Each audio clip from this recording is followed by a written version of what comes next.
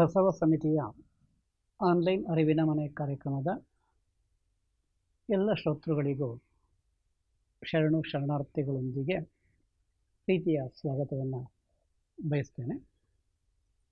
ಇಂದಿನ ವಿಶೇಷ ಉಪನ್ಯಾಸದ ವಿಷಯ ವಚನ ತತ್ವದರ್ಶನ ನಿಜದ ನೆಲೆ. ವಚನ ತತ್ವದರ್ಶನ ನಿಜದ ನೆಲೆ ಅಂತಕ್ಕಂಥ ಈ ಶೀರ್ಷಿಕೆಯನ್ನು ನಾನು ಆಯ್ಕೆ ಮಾಡಿಕೊಂಡಿದ್ದು ವಚನ ತತ್ವಗಳು ಮತ್ತು ವಚನಕಾರರ ದರ್ಶನದ ವಿಚಾರಗಳನ್ನು ಅತಿ ಸರಳವಾಗಿ ಸಮಾಜದ ಎಲ್ಲ ಸ್ತರದ ಜನಗಳಿಗೂ ಸಹ ತಿಳಿಸುವ ಹಾಗೆ ನಿಜ ಅಂತಕ್ಕಂಥ 2 ಅಕ್ಷರವನ್ನಿಟ್ಟುಕೊಂಡು ಷಟ್ಸ್ಥಲದಲ್ಲಿ ಒಬ್ಬ ಶರಣ, ಒಬ್ಬ ಭಕ್ತ ಅನೇಕ ಮಜಲುಗಳನ್ನು ದಾಟಿ ಐಕ್ಯ ಸ್ಥಳಕ್ಕೆ ಸೇರ್ಪಡೆಯಾದಾಗ ಅವನಿಗೆ ಗೋಚರವಾಗ್ತಕ್ಕಂಥ ಬೆಳಕು, ಅವನು ಐಕ್ಯ ಸ್ಥಿತಿಯಲ್ಲಿ ಕಂಡ ಅನುಭವಗಳು ಅಥವಾ ಅಂಗವೇ ಲಿಂಗವಾಗಿ ಲಿಂಗಾಂಗ ಸಾಮರಸ್ಯ ಮೂಡಿದಾಗಿನ ಸ್ಥಿತಿಯನ್ನು ವಚನಕಾರರು ನಿಜ, ನಿಜೈಕ್ಯ, ನಿಜದಾನಂದ, ನಿಜದರಿವು ಅನ್ನೋ ಅರ್ಥದಲ್ಲಿ ಬಳಸ್ತಾರೆ. ಈ ನಿಜದ ತತ್ವವನ್ನು ಹೇಳೋದಕ್ಕಿಂತ ಮೊದಲು ವಚನ ಸಾಹಿತ್ಯದ ವಿಶೇಷತೆಯನ್ನು ಗಮನಿಸೋದಾದರೆ, ಇಡೀ ಜಗತ್ತಿಗೆ ಭಾರತ ದೇಶ ಕೊಟ್ಟ 2 ವಿಶೇಷ ಕೊಡುಗೆಗಳು ಅಂದರೆ, 2 ಮಹಾನ್ ಕೊಡುಗೆಗಳು ಅಂದರೆ, ಒಂದು ಭಾರತ ದೇಶದ ಸಿಂಧೂ ನದಿಯ ನಾಗರಿಕತೆ, ಸಿಂಧೂ ಸಂಸ್ಕೃತಿ, ಹಾಗೂ ಎರಡನೇದು ವಚನ ತತ್ವ, ವಚನ ಸಾಹಿತ್ಯ ಅಥವಾ ವಚನ ದರ್ಶನ.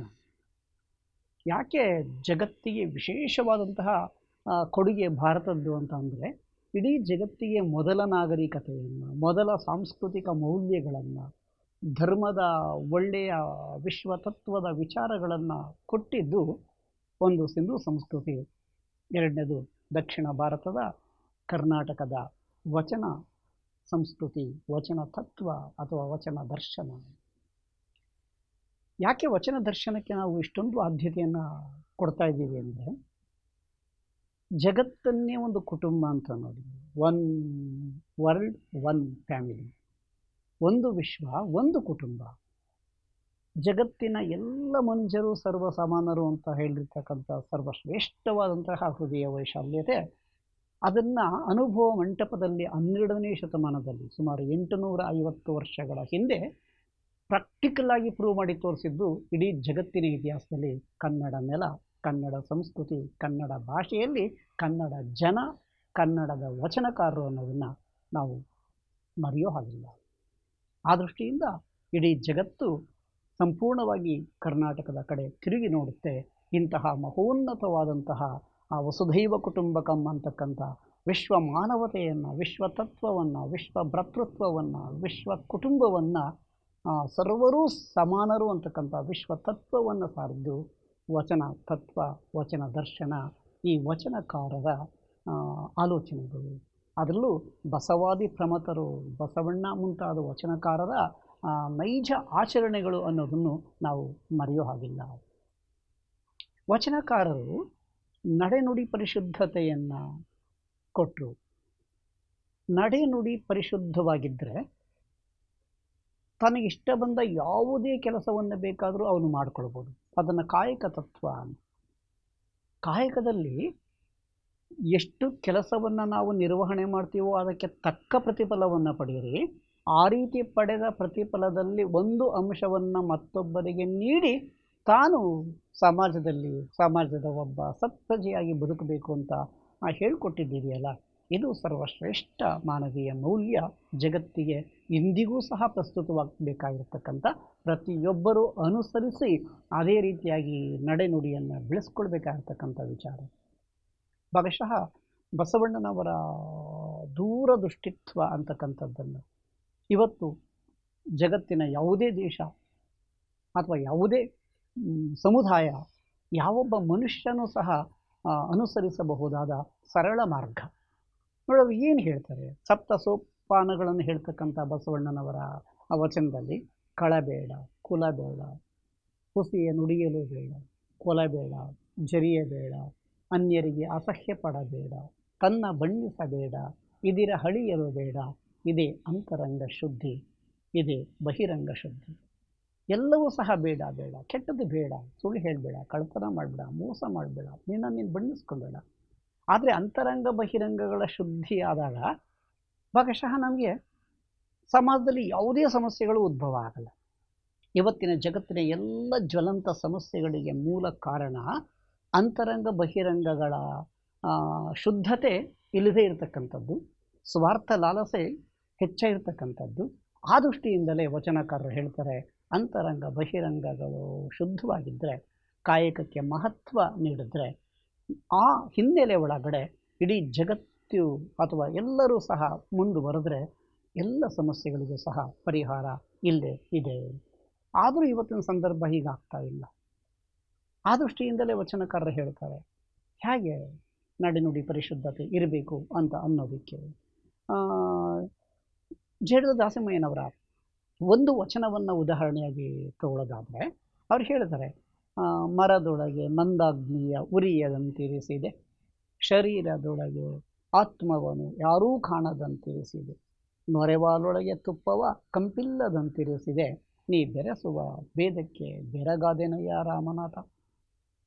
ನೋಡಿ, ಒಂದು ಅಸ್ತಿತ್ವ ಕಣ್ಣಿಗೆ ಗೋಚರವಾಗ್ತಕ್ಕಂಥದ್ದು, ಎರಡನೇದು ಕಣ್ಣಿಗೆ ಗೋಚರವಾಗದೇ ಇರತಕ್ಕಂಥದ್ದು. ಕಣ್ಣಿಗೆ ಗೋಚರವಾಗದೇ ಇರತಕ್ಕಂಥದ್ದು ಇದೆ, ಅದು ಆತ್ಯಂತಿಕ ಸತ್ಯ. ಆದರೆ ಅದರ ಅರಿವು ನಮಗೆ ಬರ್ತಾ ಇಲ್ಲ. ಆ ದೃಷ್ಟಿಯಿಂದಲೇ ಎರಡಳಿದು ಒಂದಾಗೋದಿದೆಯಲ್ಲ, ಅದನ್ನು ಬಸವಣ್ಣವರು ಐಕ್ಯ ಅಥವಾ ಈ ಲಿಂಗಾಂಗ ಸಾಮರಸ್ಯ ಅಥವಾ ಅಂತರಂಗ ಬಹಿರಂಗಗಳ ಒಂದು ಸಮ್ಮಿಲನ, ಸಮರಸ ಅಂತ ಹೇಳೋದು. ನಮಗೆ ಮರದಲ್ಲಿ ಅಗ್ನಿಯ ಅಂಶ ಇದೆ, ಆದರೆ ಕಣ್ಣಿಗೆ ಕಾಣಲ್ಲ. ಹಾಲಿನಲ್ಲಿ ತುಪ್ಪದ ಅಂಶ ಇದೆ, ಆದರೆ ಕಣ್ಣಿಗೆ ಕಾಣಲ್ಲ. ಹಾಗೆ ದೇಹ ಇದೆ, ಅಂಗ, ಆದರೆ ಒಳಗಡೆ ಇರ್ತಕ್ಕಂಥ ಆತ್ಮ, ದೇಹದೊಳಗೆ ಆತ್ಮವ ಯಾರೂ ಕಾಣದಂತಿರಿಸಿದೆ, ಗೋಚರವಾಗಲ್ಲ. ಆದರೆ ಅಂತರಂಗ ಬಹಿರಂಗಗಳ ಪರಿಶುದ್ಧತೆಯಿಂದ ನಾವು ನಮ್ಮೊಳಗಿನ ಆತ್ಮವನ್ನು ನೋಡ್ಕೊಳ್ಳಿಕ್ಕೆ ಸಾಧ್ಯತೆ ಉಂಟು. ಆ ದೃಷ್ಟಿಯಿಂದಲೇ ಬಸವಣ್ಣವರು ಮತ್ತು ವಚನಕಾರರು ದೇಹಾಲಯ ಸಂಸ್ಕೃತಿಯನ್ನು ಹೇಳಿದ್ರು. ದೇಹವೇ ದೇಗುಲ, ಆತ್ಮವೇ ದೇವರು, ಶಿರಹೊನ್ನ ಕಳಸವಯ್ಯ ಎನ್ನ ಕಾಲೇ ಕಂಬ ಅಂತ ಹೇಳಿದ್ರು. ಭಾಗಶಃ ನಾವೆಲ್ಲರೂ ಸಹ ನಮ್ಮ ದೇಹವನ್ನು ದೇವಾಲಯ ಅಂತ ಅಂದ್ಕೊಂಡ್ಬಿಟ್ರೆ, ನಮ್ಮ ಆತ್ಮವನ್ನು, ಉಸಿರಂತೂ ಇದೆ ನಮ್ಮಲ್ಲಿ, ಮನಸ್ಸು ಅಂತಾರೆ, ಉಸಿರು ಅಂತಾರೆ, ಆತ್ಮ ಅಂತಾರೆ. ಆದರೆ ಅದನ್ನು ಅರ್ಥ ಮಾಡಿಕೊಂಡಾಗ, ಅದನ್ನೇ ದೇವರು ಅಂದ್ಕೊಂಡಾಗ ಭಾಗಶಃ ನಮಗೆ ಈ ಆನುಭಾವಿಕ ಅಂಶ ಅಂತಕ್ಕಂಥದ್ದು, ಆನುಭಾವಿಕ ನೆಲೆ ಅಂತಕ್ಕಂಥದ್ದು ಗಳಿಸ್ಕೊಳ್ಳೋದಕ್ಕೆ ಸಾಧ್ಯತೆ ಉಂಟು. ಇದನ್ನು ವಚನಕಾರರು ನಿಜದ ನೆಲೆ ಅಂತ ಹೇಳ್ತಾರೆ. ಇವರ ಪ್ರಕಾರ ನಿಜದ ನೆಲೆ ಅಂತ ಅಂದರೆ ಈ ವಿಶಾಲ ಬ್ರಹ್ಮಾಂಡದಲ್ಲಿ ಸೃಷ್ಟಿಯ ಮೂಲ ಅಡಗಿದೆ. ಈ ಮೂಲ ಚೇತನವನ್ನೇ ವಚನಕಾರರು ದೃಷ್ಟಿಯ ಘನ, ಮಹಾಘನ, ಬಯಲು, ಅರಿವು, ಶೂನ್ಯ, ನಿರ್ವಯಲು, ವಿಸ್ತಾರವಾದಂತಹ ನಿಜದ ನೆಲೆ ಅಂದರು ಈ ಅರ್ಥದಲ್ಲಿ. ಅಂದರೆ ಬಿಗ್ ಬ್ಯಾಂಗ್ ಥಿಯರಿ ನಿಮಗೆಲ್ಲ ಗೊತ್ತಿದೆ. ಈ ಅಖಂಡ ಬ್ರಹ್ಮಾಂಡ ಸೃಷ್ಟಿಯಾಗುವ ಮುನ್ನ ಇಲ್ಲಿ ವಿಶಾಲವಾದ ಬಯಲಿತ್ತು. ಬಯಲಿಗೆ ಸೃಷ್ಟಿ ಮಾಡೋ ಶಕ್ತಿನೂ ಇದೆ, ಹಾಗೆ ಅದನ್ನು ಬೆಳೆಸ್ಕೊಂಡು ಹೋಗೋ ಶಕ್ತಿನೂ ಇದೆ, ಹಾಗೆ ಅದನ್ನು ನಾಶ ಮಾಡೋ ಶಕ್ತಿನೂ ಇದೆ ಅಂತಕ್ಕಂಥದ್ದು ನಮ್ಮ ನಿಲುವು. ಅಂದರೆ ಆ ಮಹಾಘನದಲ್ಲಿ ಮಹಾಸ್ಫೋಟ ಅಂತೀವಿ ಬಿಗ್ ಬ್ಯಾಂಗ್ ಥಿಯರಿನಲ್ಲಿ. ಆ ಮಹಾಸ್ಫೋಟವಾದಾಗ ಮೂಡಿದ ಒಂದು ಬೆಳಕಿದೆಯಲ್ಲ, ಅದು ಬ್ರಹ್ಮಾಂಡದ ಸೃಷ್ಟಿಗೆ ಕಾರಣ ಆಯಿತು ಅಂತಕ್ಕಂಥದ್ದು. ಆ ಬೆಳಕನ್ನು ನಾವು ಕಾಣೋದು ಹೇಗೆ? ನಮ್ಮ ದೇಹ ಅಂಗ, ನಮ್ಮ ದೇಹ ಅಂಗ ನಮ್ಮ ಜೀವನದ ಪರಮೋಚ್ಚ ಧ್ಯೇಯ ಅಂತಕ್ಕಂಥದ್ದು ಆ ಮಹಾಸ್ಫೋಟದಲ್ಲಿ ಉಂಟಾದ ಬೆಳಕೇನಿದೆ ಅದನ್ನು ಚಿತ್ ಬೆಳಕು, ಮಹಾಘನ ಅಂತ ಹೇಳ್ತೀವಿ. ಅರ್ಥಾತ್ ವಿಶಾಲವಾದ ಬಯಲು ಅಂತಾರೆ ವಚನಕಾರರು, ಶೂನ್ಯ ಅಂತಲೂ ಕರೀತಾರೆ. ಅದನ್ನು ತಲುಪಬೇಕು. ಅನುಭವದಿಂದ ಅನುಭವದೆಡೆಗೆ ಸಾಗುವ ಒಂದು ಗುರಿಯನ್ನು ತಲುಪಿ ವಿಶ್ರಮಿಸುವ ಸ್ಥಿತಿಯನ್ನು ವಚನಕಾರರು ನಿಜದ ನೆಲೆ ಅಂತಾರೆ. ಅಂಗ ಲಿಂಗಗಳ ಸಾಮರಸ್ಯವಾದಾಗ ಈ ಲಿಂಗಾಂಗ ಸಾಮರಸ್ಯ ಅಂತಕ್ಕಂಥದ್ದು ಸಾಧ್ಯ. ಆದರೆ ಲಿಂಗವನ್ನು ನಾವು ಕಾಣಬಹುದು. ನಮ್ಮ ಅಂಗದಿಂದ ನಮ್ಮ ಕರಸ್ಥಲದಲ್ಲಿ ಲಿಂಗವನ್ನು ಇಟ್ಕೊಳ್ಬೇಕು. ಎಲ್ಲರೂ ಏನು ಅನ್ಕೊಂಡ್ಬಿಡ್ತಾರೆ, ಕರಸ್ಥಲದಲ್ಲಿ ಇರ್ತಕ್ಕಂಥ ಇಷ್ಟಲಿಂಗವನ್ನು ಆ ಲಿಂಗವನ್ನೇ ದೇವರು ಅನ್ಕೋತಾರೆ. ಆದರೆ ವಚನಕಾರರು ಅಥವಾ ಬಸವಣ್ಣನವರ ಆಲೋಚನೆ ಲಿಂಗ ಒಂದು ಮಾಧ್ಯಮ, ಆ ಒಂದು ಕುರುಹು, ಆ ಕುರುಹಿನ ಮುಖೇನ ನಾವು ಹಂತ ಹಂತವಾಗಿ ಈ ಷಟ್ಸ್ಥಲದಲ್ಲಿ ಸಾಗಿದಾಗ 6ನೆಯ ಐಕ್ಯ ಸ್ಥಿತಿಗೆ ಹೋದಾಗ ಈ ಜಗತ್ತಿನ ಸೃಷ್ಟಿಯಾದಂತಹ ಆ ಬೆಳಕೆರಿಗೆ ಅದನ್ನು ಮಹಾಲಿಂಗ, ಘನಲಿಂಗ, ಬಯಲಿನಲ್ಲಿ ಬಯಲಾಗೋದು ಅಂತಾರಲ್ಲ, ಆ ಐಕ್ಯ ಸ್ಥಿತಿಯನ್ನು ತಲುಪಬಹುದು. ಅದನ್ನೇ ವಚನಕಾರರು ನಿಜದ ನೆಲೆ ಅಂತ ಕರೀತಾರೆ. ಅದಕ್ಕೆ ಉದಾಹರಣೆಯಾಗಿ ಒಂದು ವಚನವನ್ನು ಹೇಳೋದಾದರೆ ನಮ್ಮ ಅಲ್ಲಮ ಪ್ರಭುಗಳು ಒಂದು ಕಡೆ ಹೇಳ್ತಾರೆ, ಅಜ್ಞಾನವೆಂಬ ತೊಟ್ಟಿಲೊಳಗೆ ಜ್ಞಾನವೆಂಬ ಶಿಶುವ ಮಲಗಿಸಿ ಸಕಲ ವೇದಶಸ್ತ್ರಗಳೆಂಬ ನೇಣು ಕಟ್ಟಿ ಹಿಡಿದು ತೂಗಿ ಜೋಗುಳವಾಡುತ್ತಿದ್ದಾಳೆ ಭ್ರಾಂತಿ ಎಂಬ ತಾಯಿ. ತೊಟ್ಟಿಲು ಮುರಿದು ನೇಣು ಹರಿದು ಸತ್ಯವ ಕಂಡಲ್ಲದೆ ಗುಹೇಶ್ವರನೆಂಬ ಲಿಂಗವ ಕಾಣಲಾಗದು. ಭಾಗಶಃ ಈ ವಚನವನ್ನು ನಾವು ಅರ್ಥ ಮಾಡಿಕೊಂಡಾಗ ಮಾತ್ರ ನಮಗೆ ಈ ನಿಜದ ನೆಲೆ ಅಂತಕ್ಕಂಥದ್ದು, ನಮ್ಮ ಅನುಭವ ಜನ್ಯವಾದ ರೀತಿ ನೀತಿಗಳಿಂದ ಅಂತರಂಗ ಬಹಿರಂಗ ಶುದ್ಧತೆಯಿಂದ ಕಾಯಕ ದಾಸೋಹಗಳ ಮುಖೇನವಾಗಿ ನಾವು ನಿರ್ಮನಸ್ಸಿನಿಂದ ಹಂತ ಹಂತವಾಗಿ ಬೆಳೆದಾಗ ಆ ಐಕ್ಯ ಸ್ಥಿತಿಯ ಮಹಾಘನದ ಮಹಾಲಿಂಗದ ಸಾಕ್ಷಾತ್ಕಾರ, ಲಿಂಗಾಂಗ ಸಾಮರಸ್ಯದ ನಿಜದ ನೆಲೆ ನಮಗೆ ಸಿಗ್ತದೆ. ನೋಡಿ, ಅಲ್ಲಮ ಪ್ರಭು ಈ ವಚನದಲ್ಲಿ ಹೇಳ್ತಕ್ಕಂಥ ಮಾತು ಅಜ್ಞಾನವೆಂಬ ತೊಟ್ಟಿಲು. ವಚನಗಳಿಗೆ 6-7 ಅರ್ಥಗಳಿದ್ದಾವೆ. ಮೇಲ್ನೋಟದ ಅರ್ಥ, ವಾಚ್ಯಾರ್ಥ, ವ್ಯಂಗ್ಯಾರ್ಥ, ಶ್ಲೇಷ್ಯಾರ್ಥ, ವಿಶೇಷಾರ್ಥ, ಮಹಾನ್ ಅರ್ಥ. ನಾವು ಪ್ರಾಥಮಿಕ ಹಂತದಲ್ಲಿ ವಾಚ್ಯಾರ್ಥ ವ್ಯಾಖ್ಯಾನ ಮಾಡಿಬಿಟ್ರೆ ಒಂದು ಸಾಮಾನ್ಯ ಕುಟುಂಬ, ಅಜ್ಞಾನವೆಂಬ ಜಗತ್ತಿನಲ್ಲಿ ಜ್ಞಾನವೆಂಬ ಶಿಶುವ ಮಲಗಿಸಿ ಅಂದರೆ. ಆದರೆ ಇದನ್ನು ವಿಶೇಷವಾದ ಅರ್ಥದಲ್ಲಿ ತಗೊಂಡ್ರೆ ಇದು ಒಂದು ಕುಟುಂಬ, ಒಂದು ತೊಟ್ಲಲ್ಲಿ ಒಂದು ಮಗು, ಆ ಮಗುವನ್ನು ತೂಗ್ತಾ ಇರ್ತಕ್ಕಂಥ ತಾಯಿ. ಇದನ್ನು ಸರಳ ಅರ್ಥ. ಇದನ್ನೇ ಜಗತ್ತಿಗೆ ಅಪ್ಲೈ ಮಾಡಿದ್ರೆ, ಯಾಕೆಂದರೆ ನಮ್ಮ ವಚನಕಾರರ ದಿವ್ಯ ಆಲೋಚನೆಗಳು ಜಗತ್ತನ್ನು ಒಂದು ಕುಟುಂಬ ಅಂತ ನೋಡಿರ್ತಕ್ಕಂಥ ಪರಿಕಲ್ಪನೆ. ನೋಡಿ, ಅಜ್ಞಾನವೆಂಬ ತೊಟ್ಟಿಲು ಜ್ಞಾನವಿಲ್ಲದ ಇಡೀ ಬ್ರಹ್ಮಾಂಡದ ಪರಿಕಲ್ಪನೆ ಇವತ್ತಿನ ಜಗತ್ತಿನ ಸಂಕೇತ. ಅಜ್ಞಾನವೆಂಬ ತೊಟ್ಟಿಲೊಳಗೆ ಮಲಗಿರುವ ಜ್ಞಾನವೆಂಬ ಶಿಶು ಈ ಜಗತ್ತಿನ ಎಲ್ಲ ದೇಶಗಳ, ಎಲ್ಲ ಭಾಷೆಗಳ, ಎಲ್ಲ ಸಂಸ್ಕೃತಿಗಳ, ಎಲ್ಲ ಪರಂಪರೆಗಳ, ಎಲ್ಲ ಆಚಾರ ವಿಚಾರಗಳ, ಎಲ್ಲ ರೀತಿ ರಿವಾಜುಗಳ ಮಗು ಅಜ್ಞಾನವೆಂಬ ಶಿಶು. ಇಲ್ಲಿ ಕಟ್ಟಿರ್ತಕ್ಕಂತಹ ಹಗ್ಗ ಇದೆಯಲ್ಲ, ತೊಟ್ಟಿಲನ್ನ ಕಟ್ಟಿರ್ತಕ್ಕಂಥ ಹಗ್ಗ, ಸಕಲ ವೇದಶಾಸ್ತ್ರಗಳೆಂಬ ನೇಣು ಕಟ್ಟಿ, ನೇಣು ಅನ್ನೋ ಪದವನ್ನು ಬಳಸ್ತಾರೆ ಅಲ್ಲಮ ಪ್ರಭುಗಳು. ಇಲ್ಲಿ ಸಕಲ ವೇದಶಾಸ್ತ್ರಗಳು ಅಂದರೆ ಅಖಂಡ ಮನುಕುಲವೇ ಈ ಮಗು, ಅಜ್ಞಾನವೆಂಬ ಮಗು. ಆದರೆ ಅಜ್ಞಾನವೆಂಬ ತೊಟ್ಟಿಲಲ್ಲಿ ಮಲಗಿರ್ತಕ್ಕಂಥ ಜ್ಞಾನವೆಂಬ ಮಗು ಆದರೆ ಅಲ್ಲಿ ಕಟ್ಟಿರ್ತಕ್ಕಂಥ ಹಗ್ಗಗಳು ಜಗತ್ತಿನ ಎಲ್ಲ ಮೌಢ್ಯಗಳ, ಎಲ್ಲ ಕಂದಾಚಾರಗಳ, ಅಥವಾ ನನ್ನ ದೇಶ, ನನ್ನ ಬಣ್ಣ, ನನ್ನ ವಿದ್ಯೆ, ನನ್ನ ಹಣ, ನನ್ನ ಮನ, ನಾನು ನಾನು ನಾನು ನಮ್ಮದು ಅಂತಕ್ಕಂಥ ಮದ, ಮೋಹ, ದುರಾಸೆ ಎಲ್ಲವೂ ನನ್ನಿಂದಲೇ ಅಂತಕ್ಕಂಥದ್ದು. ಈ ಎಲ್ಲ ಹಗ್ಗಗಳ ನೇಣು ಬಿಗಿದು ಹಿಡಿದು ತೂಗಿ ಜೋಗುಳವಾಡುತ್ತಿದ್ದಾಳೆ. ಇಲ್ಲಿ ಜೋಗುಳ ಹಾಡ್ತಾ ಇರ್ತಕ್ಕಂಥದ್ದು ಯಾರು ಅಂದರೆ ತನ್ನ ಮಗುವನ್ನು ಪ್ರೀತಿಯಿಂದ ಪಾಲನೆ ಮಾಡ್ತಕ್ಕಂಥ ಹೆತ್ತ ತಾಯಿ ಅಲ್ಲ. ಸಕಲ ವೇದಶಾಸ್ತ್ರಗಳೆಂಬ ನೇಣು ಕಟ್ಟಿ ಹಿಡಿದು ತೂಗಿ ಜೋಗುಳವಾಡುತ್ತಿದ್ದಾಳೆ ಭ್ರಾಂತಿ ಎಂಬ ತಾಯಿ. ಇಲ್ಲಿ ಭ್ರಮೆ ಅಂತಕ್ಕಂಥ ತಾಯಿ ಜೋಗುಳ ಆಡ್ತಾ ಇದ್ದಾಳೆ. ನಾವೆಲ್ಲ ಭ್ರಮಾತ್ಮಕ ಜಗತ್ತಿನಲ್ಲಿ ಬದುಕ್ತಾ ಇದ್ದೀವಿ, ಕಲ್ಪನೆಯನ್ನೇ ಸತ್ಯ ಅಂತ ಅನ್ಕೋತಾ ಇದ್ದೀವಿ, ಇಲ್ಲದೇ ಇರೋದನ್ನೇ ಇದೆ ಅಂತ ಅನ್ಕೋತಾ ಇದ್ದೀವಿ. ಇದನ್ನು ತಪ್ಪು ಅಂತಾರೆ ವಚನಕಾರ. ಅದಕ್ಕೆ ಅವ್ರು ಹೇಳ್ತಾರೆ, ಇಲ್ಲಿ ತೊಟ್ಟಿಲು ಮುರಿದು ನಮ್ಮ ಅಜ್ಞಾನ ಮುರಿಬೇಕು, ಮದ ಅಳಿಬೇಕು, ಅಬದ್ಧಗಳು ನಾಶವಾಗಬೇಕು, ಏನು ನೀತಿ ಇಲ್ಲದ ಆಚರಣೆಗಳು ಕಂದಾಚಾರಗಳನ್ನು ಬಿಡಬೇಕು. ಆಗ ನೇಣು ಹರಿದು, ತೊಟ್ಟಿಲು ಮುರಿದು ನೇಣು ಹರಿದು ಸತ್ಯವ ಕಂಡಲ್ಲದೆ. ನೋಡಿ, ಸತ್ಯವ ಕಂಡಲ್ಲದೆ ಅಂದರೆ ಸತ್ಯವನ್ನು ಕಾಣೋದು ಅಂದರೆ ಜಗತ್ತು ಬ್ರಹ್ಮಾಂಡವನ್ನು ಅರಿಯೋದು. ಅರ್ಥಾತ್ ಈ ಜಗತ್ತಿನಲ್ಲಿ ಜನ್ಮ ತಾಳಿದ ಅಂಗ ದೇಹ ಅರ್ಥಾತ್ ಈ ನಾನು ದೇಹಾತ್ಮ ಈ ಜಗತ್ತಿನಲ್ಲಿ ಬದುಕಿ ಬಾಳಿ ಕೊನೆಗೊಂದು ದಿನ ಸಾವನ್ನು ಅಪ್ತೇನೆ. ಆದರೆ ಹುಟ್ಟಿ ಸಾಯುವ ಮುನ್ನ ನಾನು ಬ್ರಹ್ಮಾಂಡವನ್ನು ಅರಿತು ನಾನೇ ಆ ಲಿಂಗಾಂಗದ ಒಂದು ಅಂತಿಮ ಆತ್ಯಂತಿಕ ಸತ್ಯದ ಕಡೆ ಹೋಗೋದಿದೆಯಲ್ಲ, ಇದನ್ನು ನಿಜದ ನೆಲೆ ಅಂತಾರೆ ವಚನಕಾರರು. ಅದು ಕಾಣಬೇಕು ಅಂದರೆ ಈ ಎಲ್ಲ ಮೌಢ್ಯಗಳನ್ನು ಮೀರಿ, ಅಜ್ಞಾನವನ್ನು ಮೀರಿ ಜ್ಞಾನವನ್ನು ಬೆಳೆಸ್ಕೋತಾ ನಾವು ಬರಬೇಕು. ಅದಕ್ಕೆ ವಚನಕಾರರು ಈ ಬ್ರಹ್ಮಾಂಡ ಸೃಷ್ಟಿಯಾಗುವ ಮುನ್ನ ಇಲ್ಲಿದ್ದಿದ್ದು ಮಹಾಬಯಲು, ಮಹಾಶೂನ್ಯ, ನಿರ್ವಯಲು ಅಂತ ಕರೀತಾರೆ. ಆ ನಿರ್ವಯಲನ್ನು ದಾಟಿದಾಗ ಯಾವ ರೀತಿ ಆ ಲಿಂಗಾಂಗ ಸಾಮರಸ್ಯ ಅಂತಕ್ಕಂಥದ್ದು ನಮಗೆ ಸಾಧ್ಯ ಆಗ್ತದೆ. ಒಬ್ಬ ಸಾಮಾನ್ಯ ವ್ಯಕ್ತಿ ಈ ಭಕ್ತಿ ಮಾರ್ಗದಲ್ಲಿ ಕರಸ್ಥಲದ ಲಿಂಗದಲ್ಲಿ ಏಕಾಗ್ರತೆಯನ್ನು ಮೂಡಿಸ್ಕೊಂಡು ಹಂತ ಹಂತವಾಗಿ ಮುನ್ನಡೆದಾಗ ಅವನಿಗೆ ಅಂತಿಮ ಸ್ಥಳದಲ್ಲಿ ಅವನಿಗೆ ನಿಜಲಿಂಗೈಕ್ಯ ಸ್ಥಿತಿ ಪ್ರಾಪ್ತವಾಗ್ತದೆ.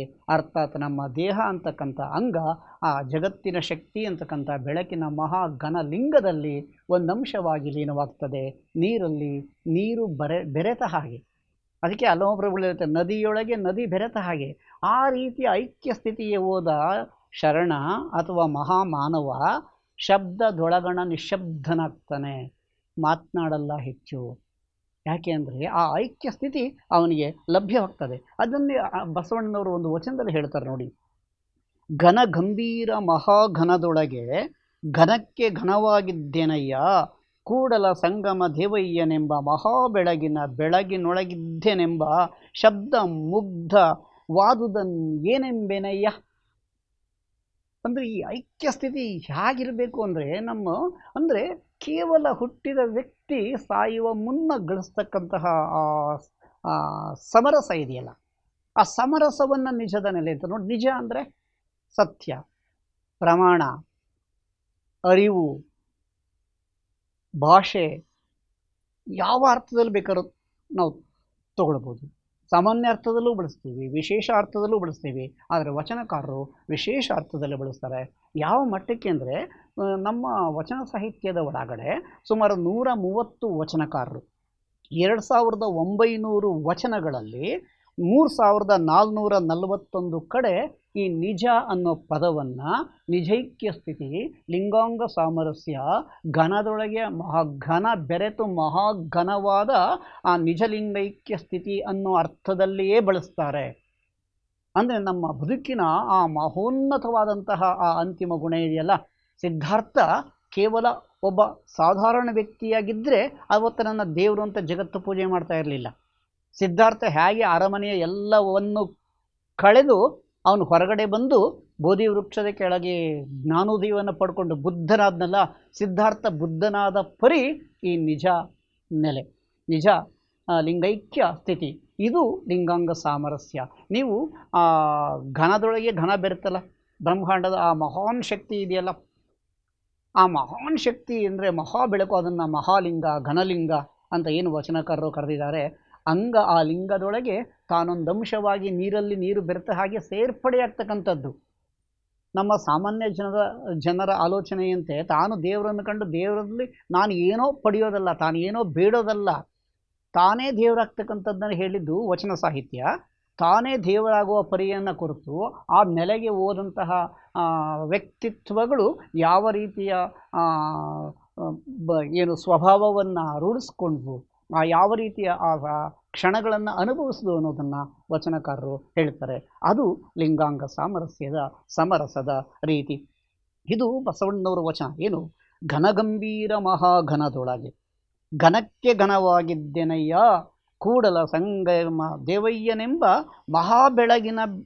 ಬೆಳಗಿನೊಳಗಿದ್ದೇನೆಂಬ ಮಹಾಬೆಳಗಿನ ಬೆಳಗು ಈ ನಿಜೈಕ್ಯ ಸ್ಥಿತಿ, ನಿಜ ಲಿಂಗೈಕ್ಯ ಸ್ಥಿತಿ.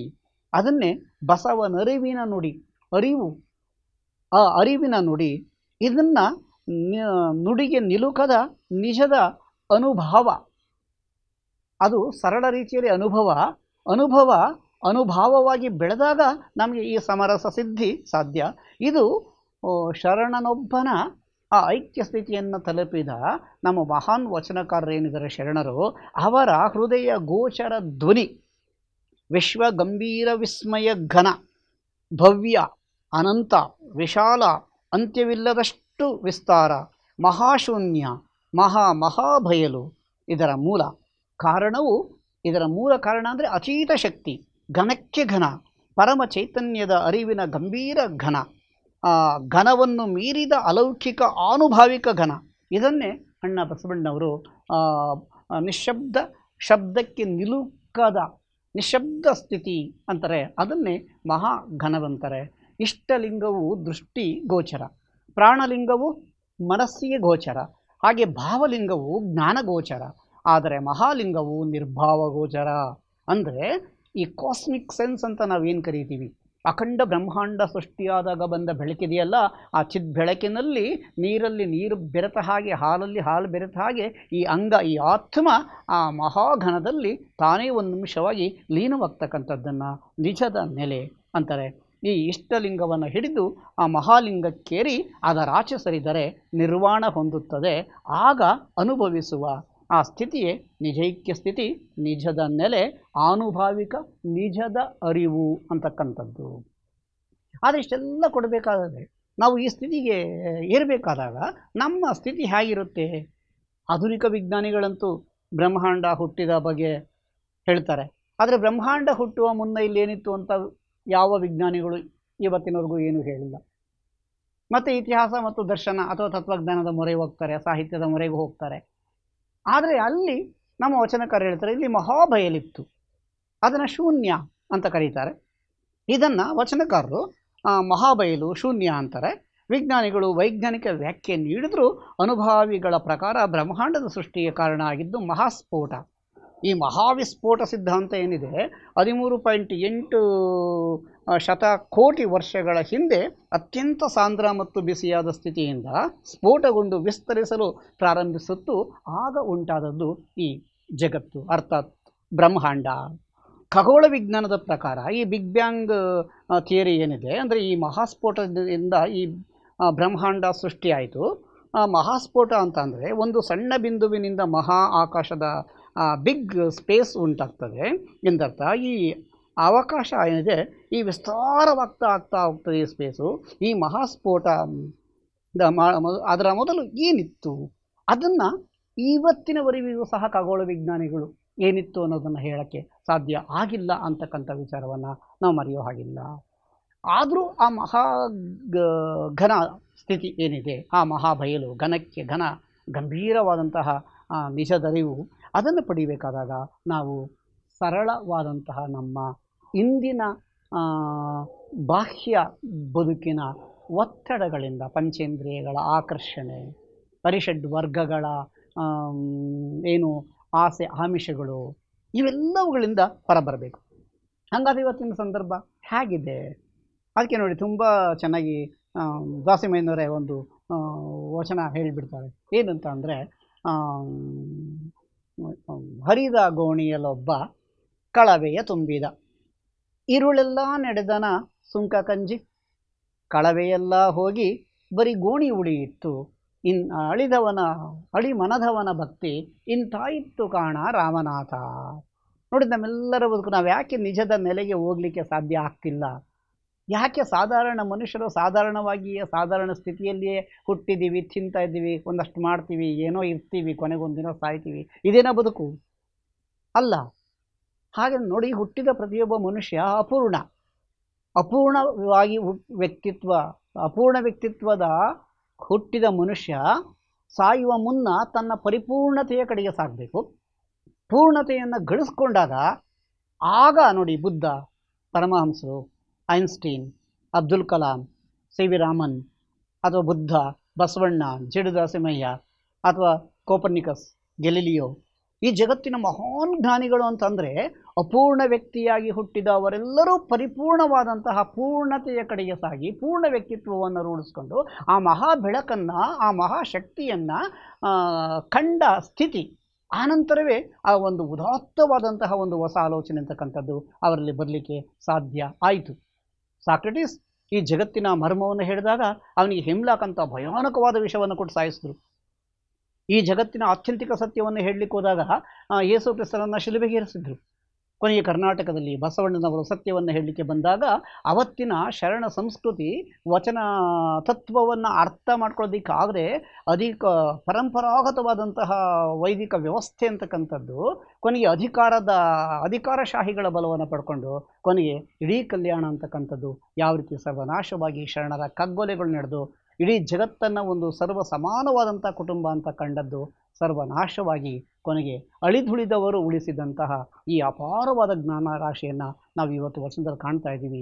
ಈ ಐತಿಹಾಸಿಕ ಸತ್ಯಗಳೆಲ್ಲವೂ ನಿಮಗೆ ಗೊತ್ತಿದೆ.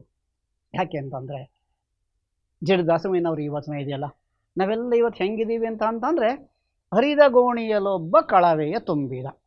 ಹರಿದೋಗಿರೋ ಗೋಣಿಚೀಲ, ಕಳವೆ ಅಂದರೆ ಭತ್ತ, ಹರಿದೋಗಿರೋ ಗೋಣಿಚೀಲ ತುಂಬ ಭತ್ತ ತುಂಬಿಕೊಂಡು ಇರುಳೆಲ್ಲ ನಡೆದನು ಆ ಸುಂಕ ಕಂಜಿ.